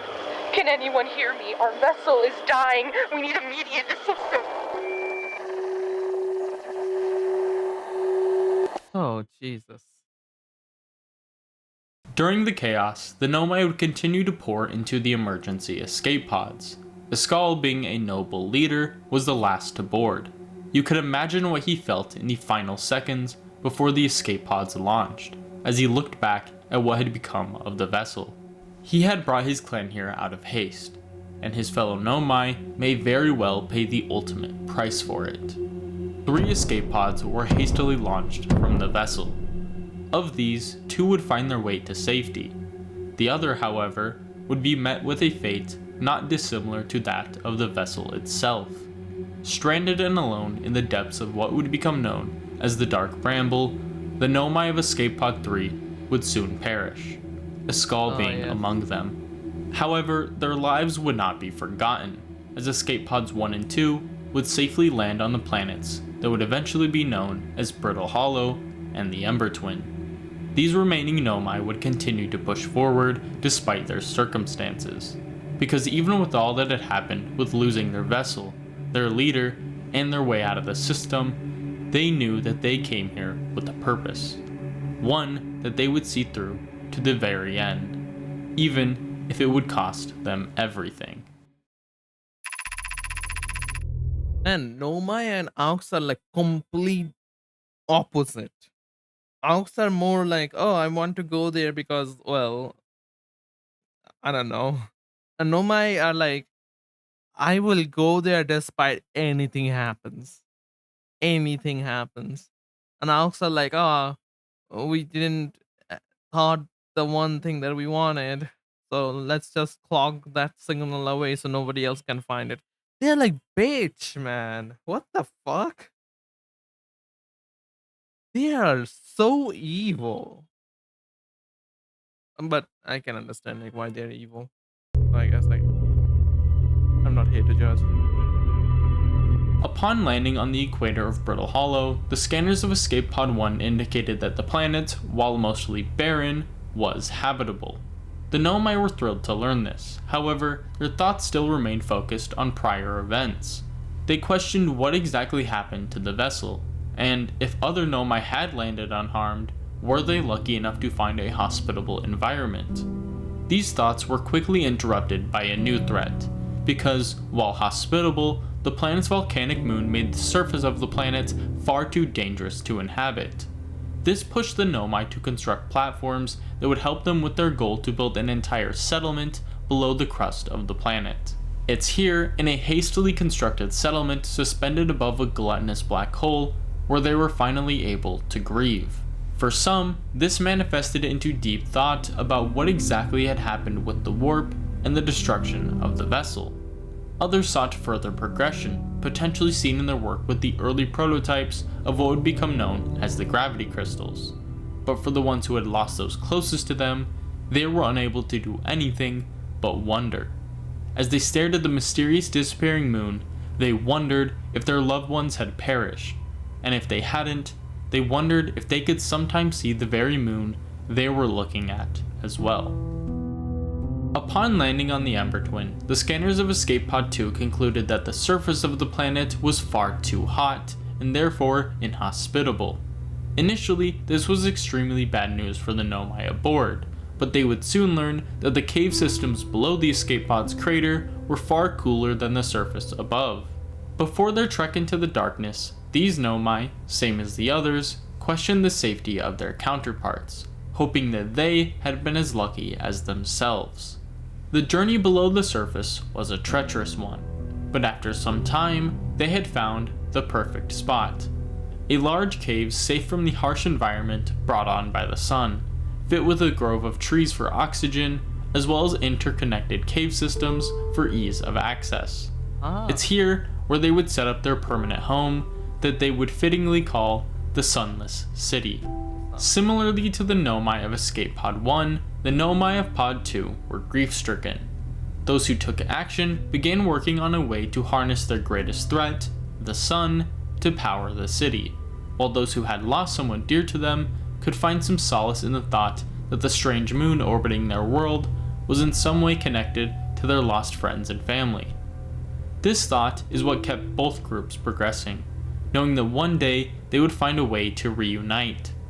And when they did, they would continue their clan's search for the origin of the elusive signal that they had fittingly named the Eye of the Universe. After landing on their respective worlds, the independent Nomai groups began advancing rapidly.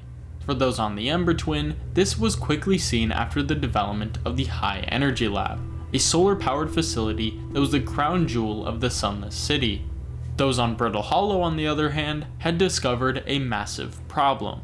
They had realized that setting up camp on the equator of the planet proved to be ultimately dangerous, as the crust above them could collapse at any moment. Luckily for them, they had developed a way to traverse the planet from the inside. Using the strange gravitational properties of the ground itself, they had developed gravity crystals that would produce an exaggerated gravitational field.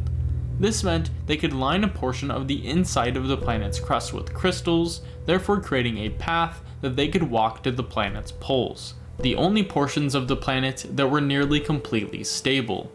It's there that they would construct a new home that they would dub the Hanging City. Their next venture would be that of energy.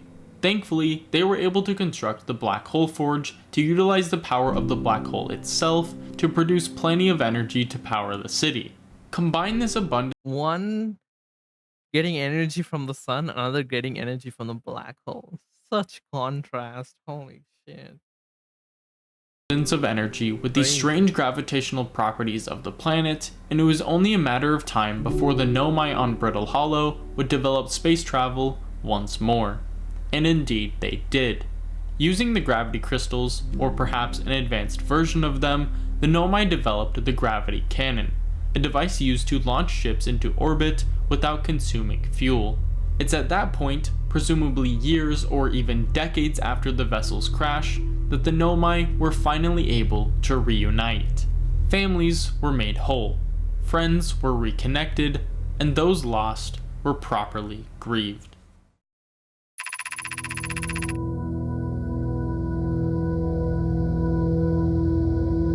In the decades that passed, the Nomai would shift their focus from that of survival to that of advancement.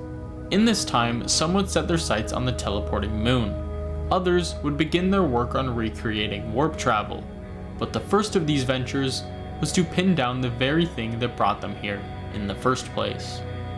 In the time after the vessel's crash, many Nomai would attempt to rationalize the Eye of the Universe. More specifically, the fact that the signal was older than the universe itself.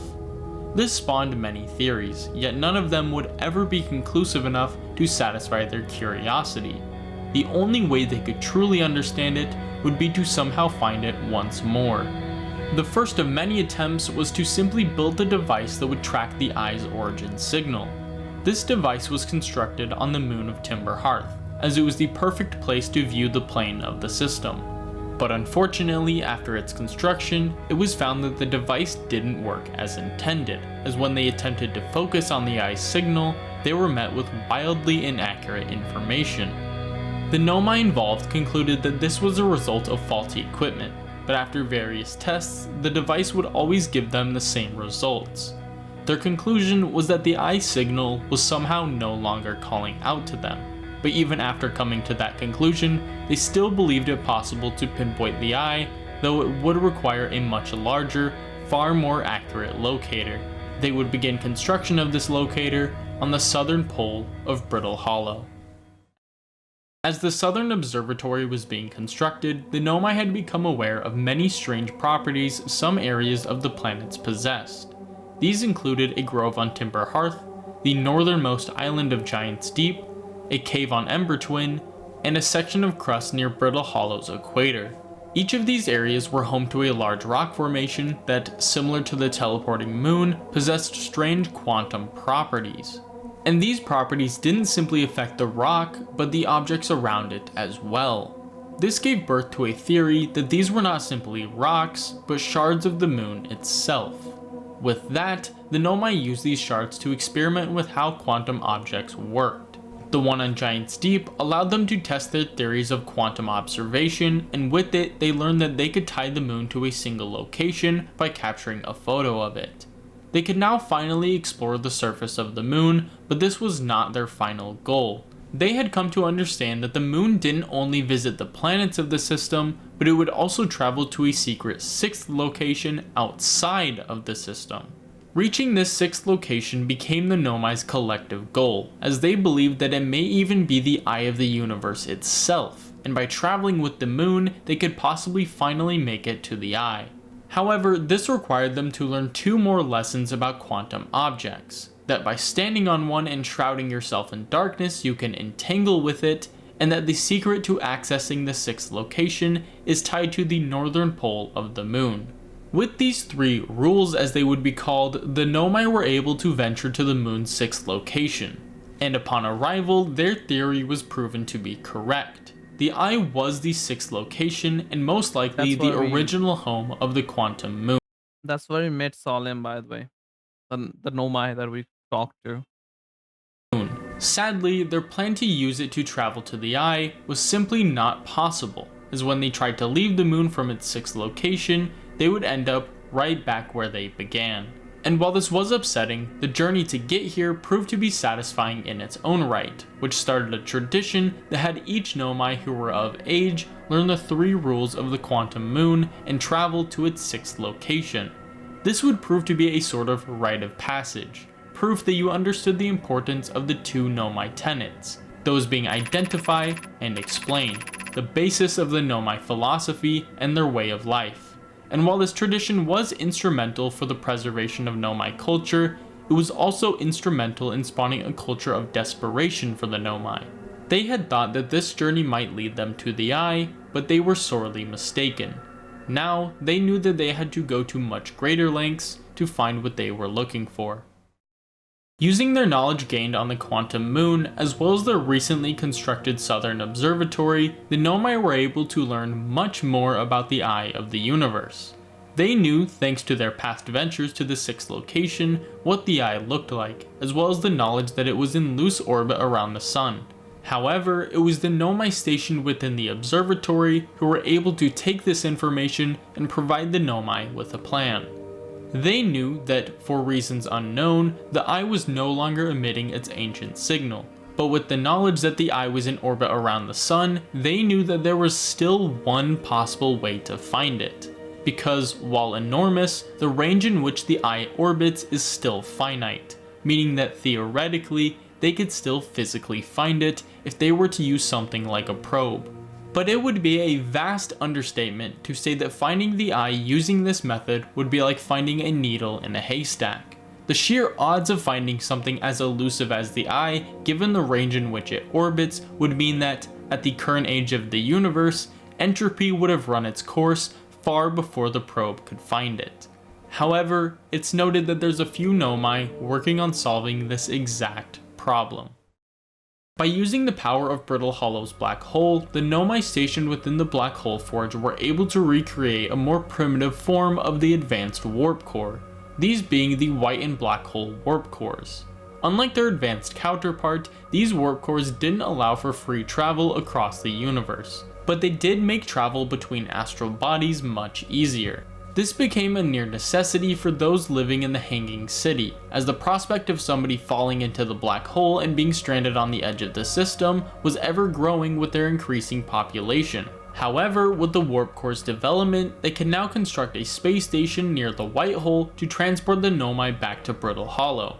Upon testing this technology, a Nomai by the name of Poke inadvertently made the biggest discovery in Nomai history, one that was even more groundbreaking than her mentor Anona's advanced warp core. Shortly after successfully warping to Brittle Hollow's surface, she observed what she believed to be a simple inconsistency with the warp pad's timer. The time of her arrival seemed to suggest that she actually arrived on Brittle Hollow slightly before warping from the White Hole station, a prospect that defied all logical reasoning. Yep. How could someone physically arrive somewhere before they left their original location? Her immediate thought was that of mechanical failure in the timer itself, but after countless checks by multiple Nomai, there didn't seem to be anything wrong with it. In fact, the device was shockingly accurate, which only led to further confusion. However, as testing continued, the consistency eventually convinced them that this was no mistake.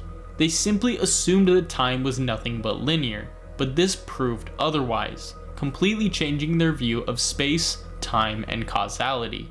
Craving more knowledge, they continued to follow proper scientific practice and sent their observations to the High Energy Lab, seeking a second opinion as well as further controlled testing.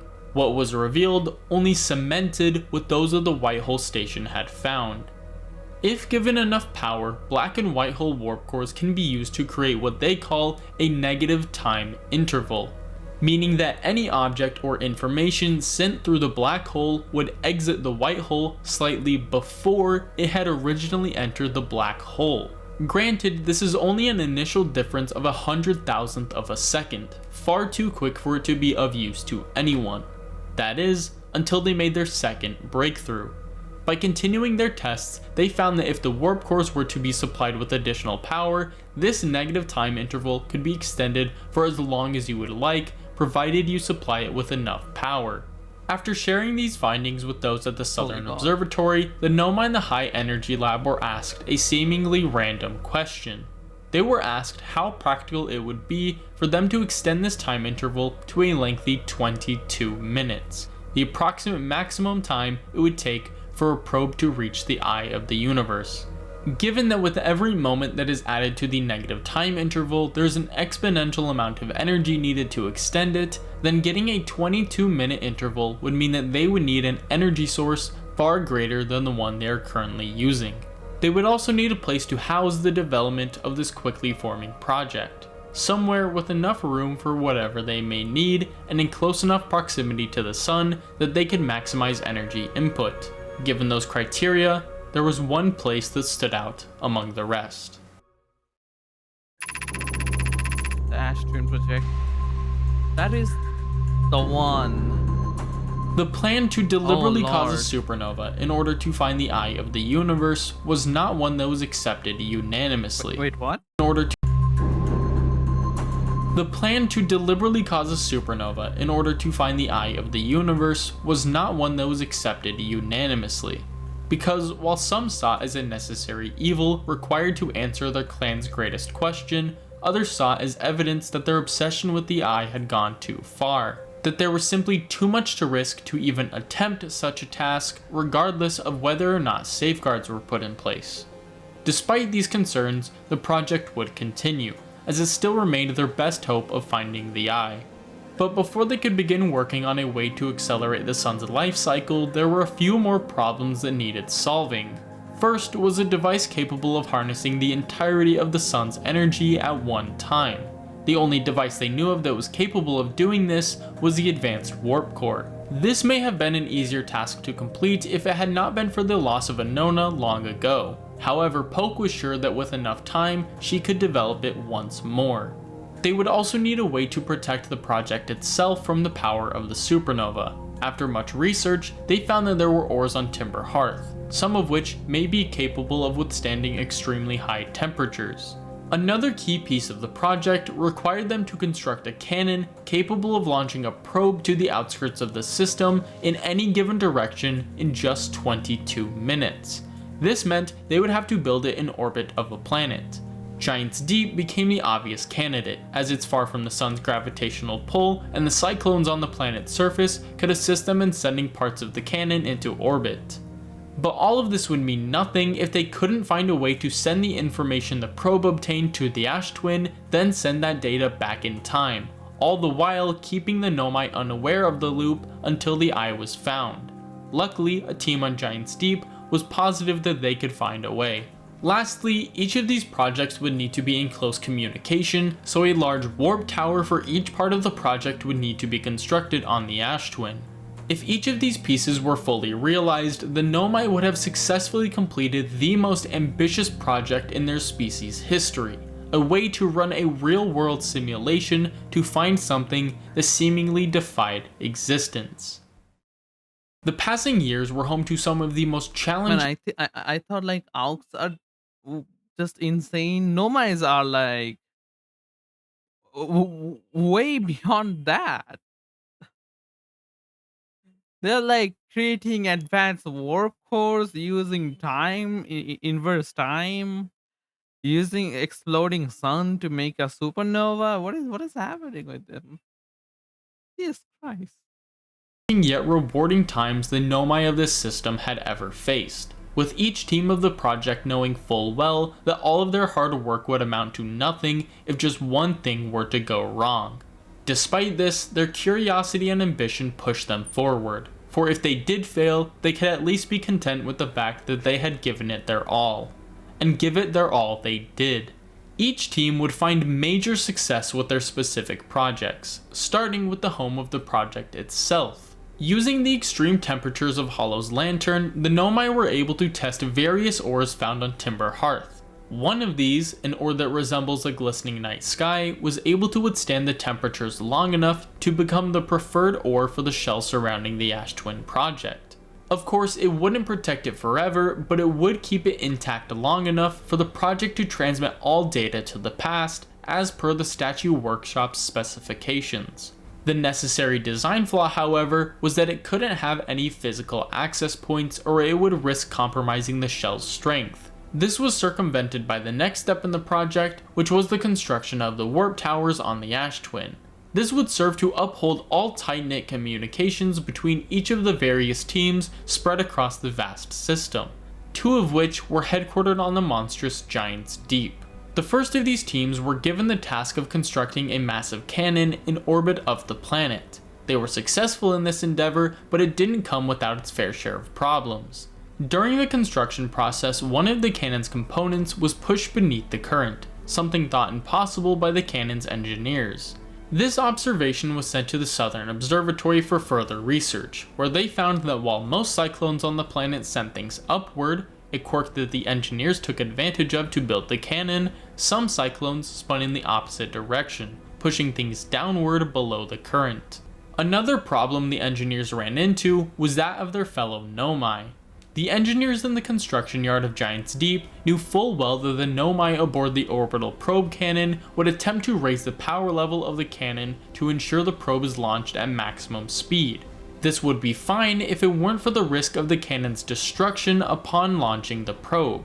To prevent this from happening, they decided to lower the power level of the cannon, so even if it were raised, the cannon would at most simply break apart. Upon sending the final module to orbit, their prediction would come true, as the Nomai aboard the cannon would set the power level to maximum, ensuring the probe would reach its destination in a minimal amount of time. The second team home to Giant's Deep was tasked with developing a way to record and transmit information, memories, or otherwise to the Ash Twin project. What they developed were the statues and the masks. The statues are a device used to pair with a specific Nomai and send their memories to the Ash Twin. There, each statue would have a corresponding mask that they would use to record the host's information and send it back in time, as the project is powered by the supernova. Of course, the Nomai aren't planning on pairing with the statue the entire time, as the whole point is that the project would allow them to find the eye in what they perceive to be a matter of minutes, while the probe, that would always be tied to a mask, could search for the eye millions of times, with each attempt being recorded and sent back to the project for readjustment in the next loop until it eventually finds the eye. The final steps of the Ash Twin project were the completion of the advanced warp core and the sun station. The first of these to be completed was the advanced warp core, which, while it did have a lengthy development period, was a fairly uneventful process. The completion of the sun station, however, was the furthest thing anything could get from being uneventful. Oh, the interloper. This is the most saddest one. If everything went according to plan, the Ash Twin project would function as follows. The sun station would successfully jumpstart the sun's natural life cycle, causing a supernova. This energy would in turn send enough power to the Ash Twin project, and in turn the advanced warp core to power the 22-minute loop. At the beginning of this loop, the orbital probe cannon would launch a probe at a random coordinate in hopes of finding the eye of the universe. The statue and mask paired to this probe would be used to keep all the information the probe learned at the end of the loop, so if the eye was not found, then no other statues in the system would activate, and it would be like the loop never happened to the conscious observer. This would effectively have the probe in a real-world simulation that nobody would have to suffer through, because the loop for the Nomai would only be activated via the statues after the probe is successful in finding the eye's coordinates. Then, the Nomai could simply deactivate the sun station, therefore stopping the supernova, and travel to the eye of the universe. However, there was a major problem. After every part of the project was completed, the Nomai began their tests with the sun station. And even after all their hard work, after overcoming the impossible to get to this point, the sun station was incapable of accelerating the sun's life cycle. This was a devastating blow to the Nomai, to know that after all this time, after literally rewriting their laws of physics, they couldn't overcome this single challenge. Luckily, there was a cosmic interloper soon to enter the system, and after all this time of exploring the same planets, the Nomai were excited to explore something new. Growing up on the Ember Twin, Solanum had never experienced life outside the system. She of course knew of the other Nomai, and that her clan was unique in the fact that they were stranded here after following the eye's signal. But she did not see this in the same way that others did. Others saw it as the mistake it was, something that could not have been avoided given Askal's knowledge. Solanum saw it in another light. She saw it as a potentially deliberate attack, a malicious attempt from the Eye to destroy their clan. For years, she sustained the thought that this may be the case. That is, until she matured and started to question why she had thought this. Her conclusion was that she wanted to believe her clan was special, that the universe had either chosen or condemned them. But now, she believes that the universe is not something that chooses anything. It simply exists, and their circumstances are exactly that, circumstances. This maturity would help her in her next endeavor, a tradition that had been ongoing for generations at this point, the journey to the Quantum Moon's 6th location. Upon coming of age, Solanum would learn each of the quantum rules, and in turn, gain a newfound respect for her culture. She would then prepare for her final venture, where she would land on the moon, entangle with the quantum tower, and travel to the northern pole, finally entering the 6th location. Unbeknownst to her, after just a few moments, she would meet an unlikely visitor, who would inform her that the universe she once knew was all but gone. Upon landing their shuttle on the surface of the interloper, the 3 Nomai aboard immediately picked up on a strange anomaly coming from deep below the comet's icy surface. Wanting to explore more, yet fearful that the ice may endanger their shuttle, one Nomai stayed behind, while the other 2 investigated the anomaly. The 2 who left found that the sunward side of the comet had a small fissure, allowing them to travel inside, where the energy reading steadily increased as they traversed deeper. At the core, the energy readings spiked when faced with an emerald-colored spherical crystal. After investigating further, they found that the energy readings weren't coming from the crystal, but from what was inside of it. Their heart rates climbed as they began to realize the situation they were in. This was no crystal. It was a time bomb just waiting to blow, and the only thing keeping it from doing so was quickly fading away. Without warning, the crystal erupted, sending out a powerful shockwave of exotic matter that killed anything it touched. Within seconds, the entire system was enveloped in a green cloud of matter. Any place it could reach, it did. Just one crack is all it needed to infest an entire volume of a planet, building, or ship. The entire system was a desolate wasteland, a shell of its former lively self. And while life had nearly been completely wiped out, there was still one place this ghostly matter couldn't touch. The place that was home to the next generation of cosmic explorers. Those who would root their curiosity in the mystery of the Nomai, and someday continue their legacy. Hey, that's me right there. The next generation. Hundreds of thousands of years pass, as the once lively atmosphere brought on by the Nomai was replaced by an eerie stillness. Or so it seemed from afar. As if you simply focused on Timber Hearth, the system was not as stagnant as first presumed. The once aquatic creatures living in the flooded caves of the planet had been gradually evolving. At first, they made their transition to the land, where they would eventually evolve to walk upright. This would free their hands for the use of tools, which they would put to use in various ways, such as fishing or building a shelter. These activities required advanced communication, which would be the final evolutionary stepping stone for this species, as it's at this point that they would become actively curious about the universe around them. They would begin to wonder who they were and what role they played in the universe. And as they can now voice these curiosities, they would soon begin their collective search for those answers. Before this, they would need a name for both them and their home. Their home world would be dubbed Timber Hearth, and so it's only fitting that they themselves would be known as Hearthians. As the Hearthians advanced, they would only become more curious about the universe around them.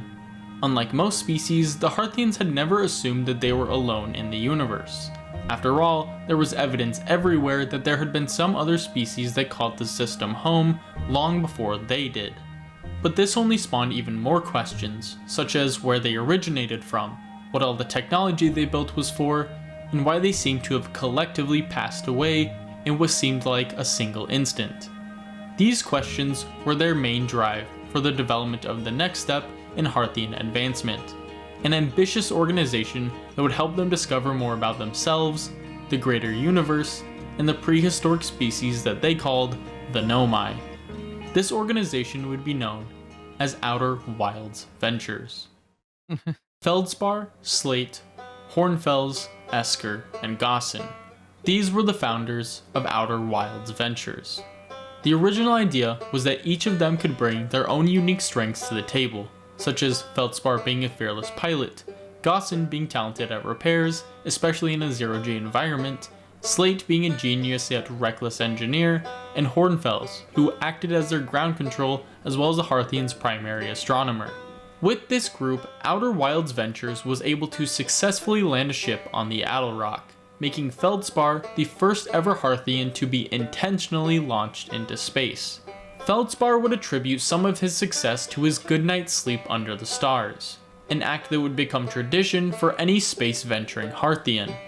This began a new era of exploration for the Hearthians, as each launch would bring about new innovations and discoveries. Many of these would be brought back to Timber Hearth, where Hornfels would put them on display in the observatory, in turn inspiring new generations of venturers, such as Gabbro, Chert, and Rybeck. Other discoveries, however, would be of more practical significance, most of which would be aged Nomai technology that Slate would regularly put to good use. But of all the things left behind by the Nomai, there was none more significant than a single piece of stone found on the surface of Brittle Hollow. Found by Feldspar and put on display at the observatory by Hornfels, these few lines of Nomai text would do much more than anyone could have imagined. When you were hatched into this world, there was nothing more intriguing than what lay beyond Timber Hearth. You weren't sure why, but you had always felt an inherent pull to the stars, like there was something out there beckoning you to find it. And it was only when you saw that Nomai writing that it became clear what you were meant to do. Over the next few years, you, with the assistance of your friend Hal, attempted to translate the Nomai language. This was tedious work, especially when compared to your astronaut training, but with the help of the Nomai writing in the observatory, you and Hal eventually cracked it. You could now learn how the Nomai got here, what they were doing, and what happened to them. But deciphering each word was a lengthy process. From what you had been told by other venturers, there were hundreds of places that the Nomai left messages, and deciphering each one of them would be completely impractical. This was when you and Hal had an idea. What if you could make a device to translate the Nomai text in real time? This would allow you to learn so much more about the Nomai in just a fraction of the time. With this, you and Hal got to work developing it, and after what felt like years, you finally finished it. With no time to waste, your first launch is scheduled as soon as possible. Tomorrow, you plan to discover everything there is to know about the Nomai. All that's left is to get a good night's sleep under the stars, as is tradition before venturing into the outer wilds.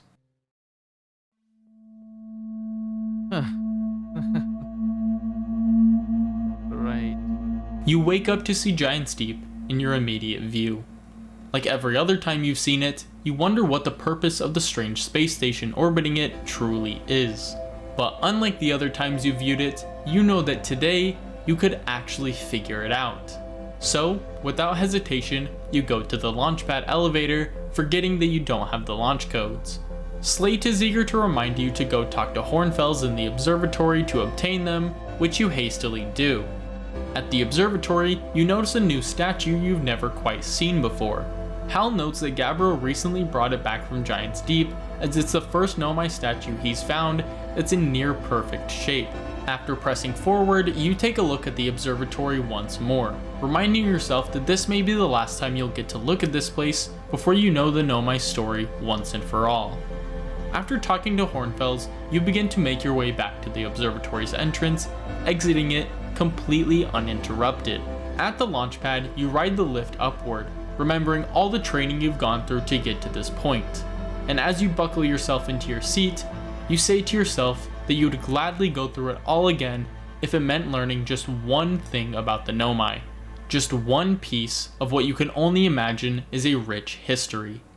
You say that to yourself as you journey into space for the first time. Unbeknownst to you, while this was happening, the sun was going on a journey of its very own.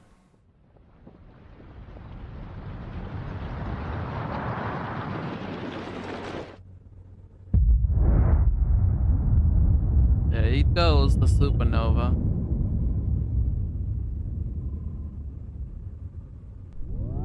As the supernova expands past the ash twin, the advanced warp core at its center kicks into gear. It's been lying dormant for who knows how long, but now it's ready to fulfill its purpose. It sends a signal to the orbital probe cannon 22 minutes in the past to begin its search for the eye of the universe. You wake up to see Giant's Deep in your immediate view. Except this time, something has happened that you've never seen before.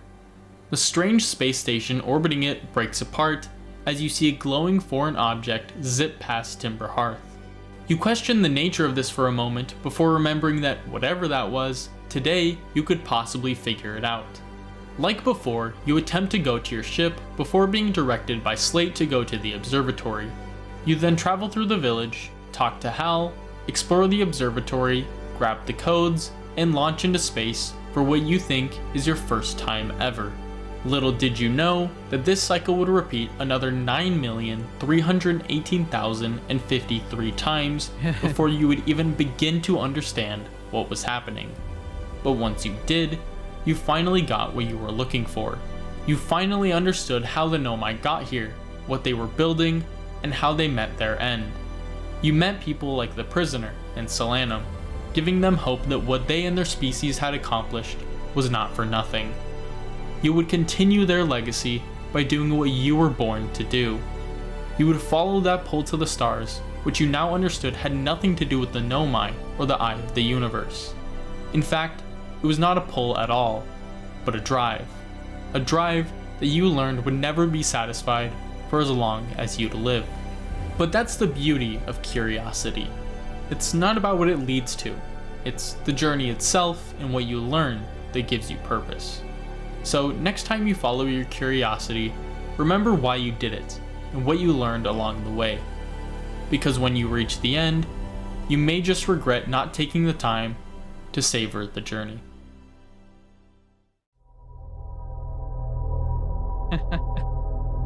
What a good video, though. What a great video. What a great video.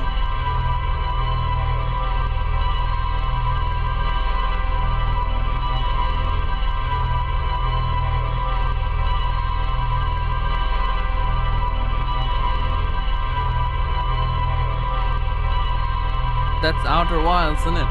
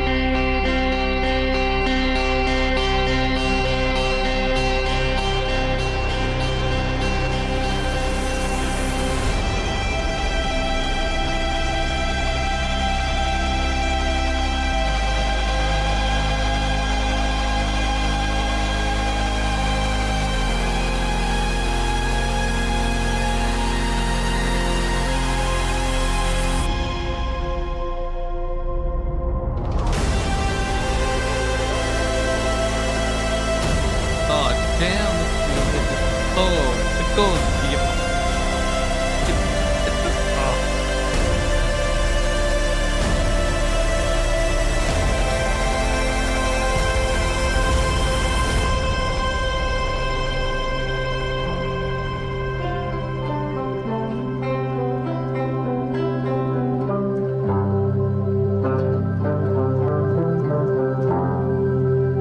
oh, yeah. Each of the planet has their sun now. That's great.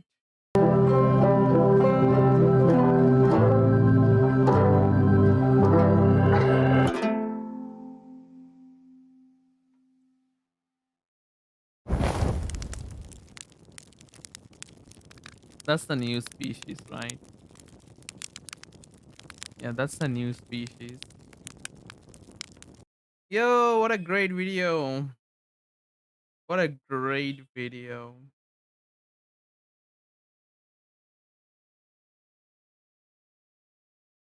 What a great video. Okay, before anything, I gotta fix this thing.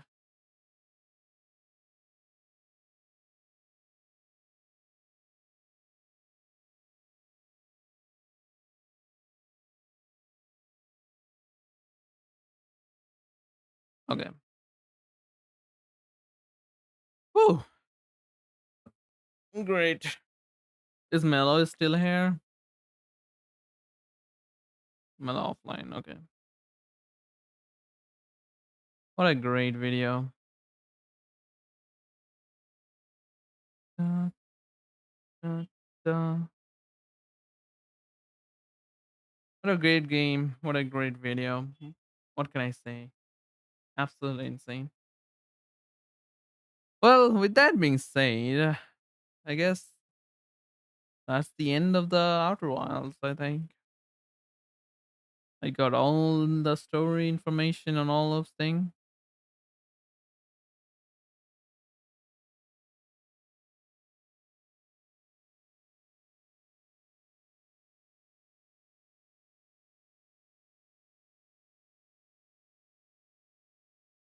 Okay, let's see what's happening to the Twitch. And Mouse playing Elden Ring. Riku is doing art. Crazy.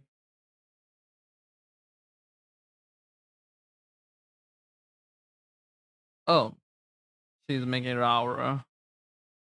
Raura arts. The pink cat.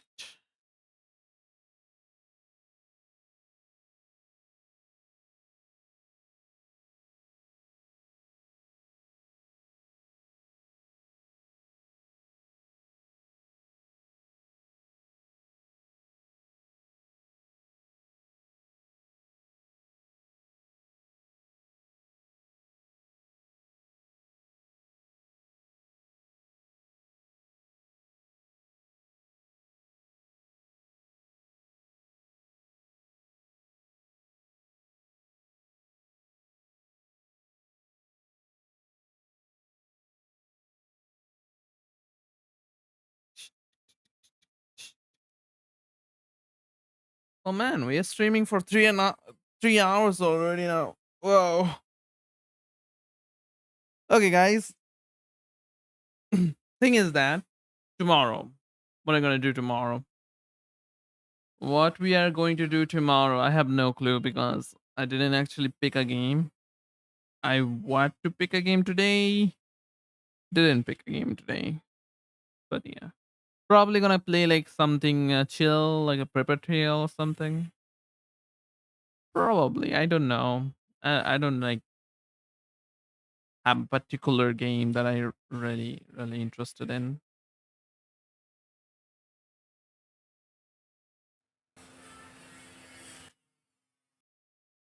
Okay, no, it's fine. Da, da, da, da. Simpler times. The messenger, a case of the golden item. 12 minutes. Little gather game. Forager.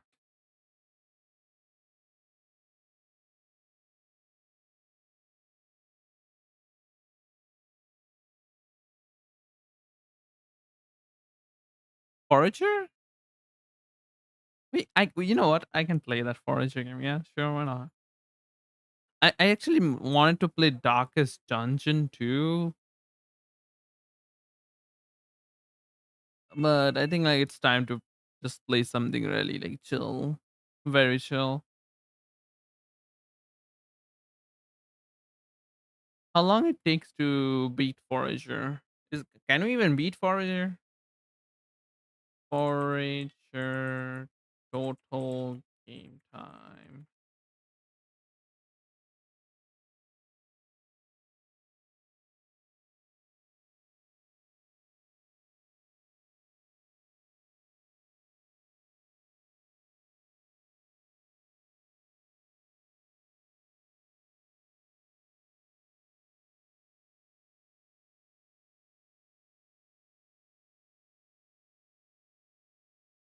Forager is about 15 hours length. If your game you can strive all aspect within the game, and you're likely to spend 40 hours to obtain 100% completion. Ooh. Wait, what?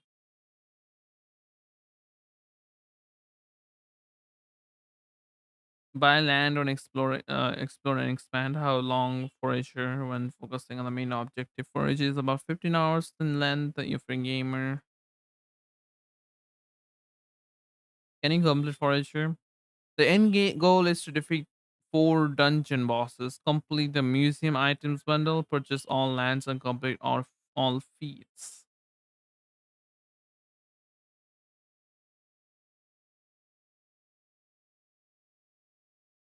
Oh God, 40 hours to 100%. Just that's that's a little nuts, isn't it?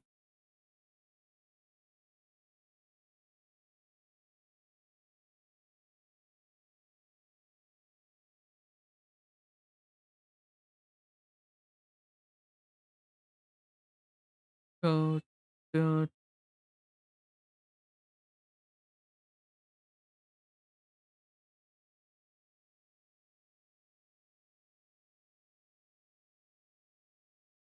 I think somebody have speedrun this game, right? Probably. Probably.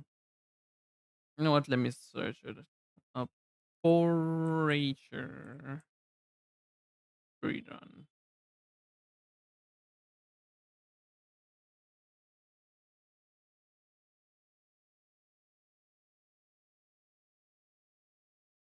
I played 100% of Forager.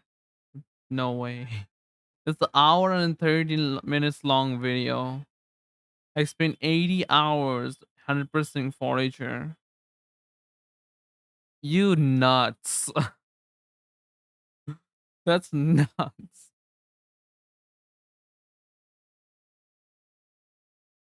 That's nuts. Oh lord. I guess it's not time for me to play that game right. Darkest Dungeon then? Probably Darkest Dungeon, yeah. Darkest Dungeon 2. Let's start that game next stream tomorrow. Yeah, White Big Ocean. Oh, oh, oh, oh. Okay, I'm gonna EP now, but I hope you guys have a wonderful time. I completed Outer Wilds. I can proudly say that I'm a gamer now. I'm probably a true gamer at this point.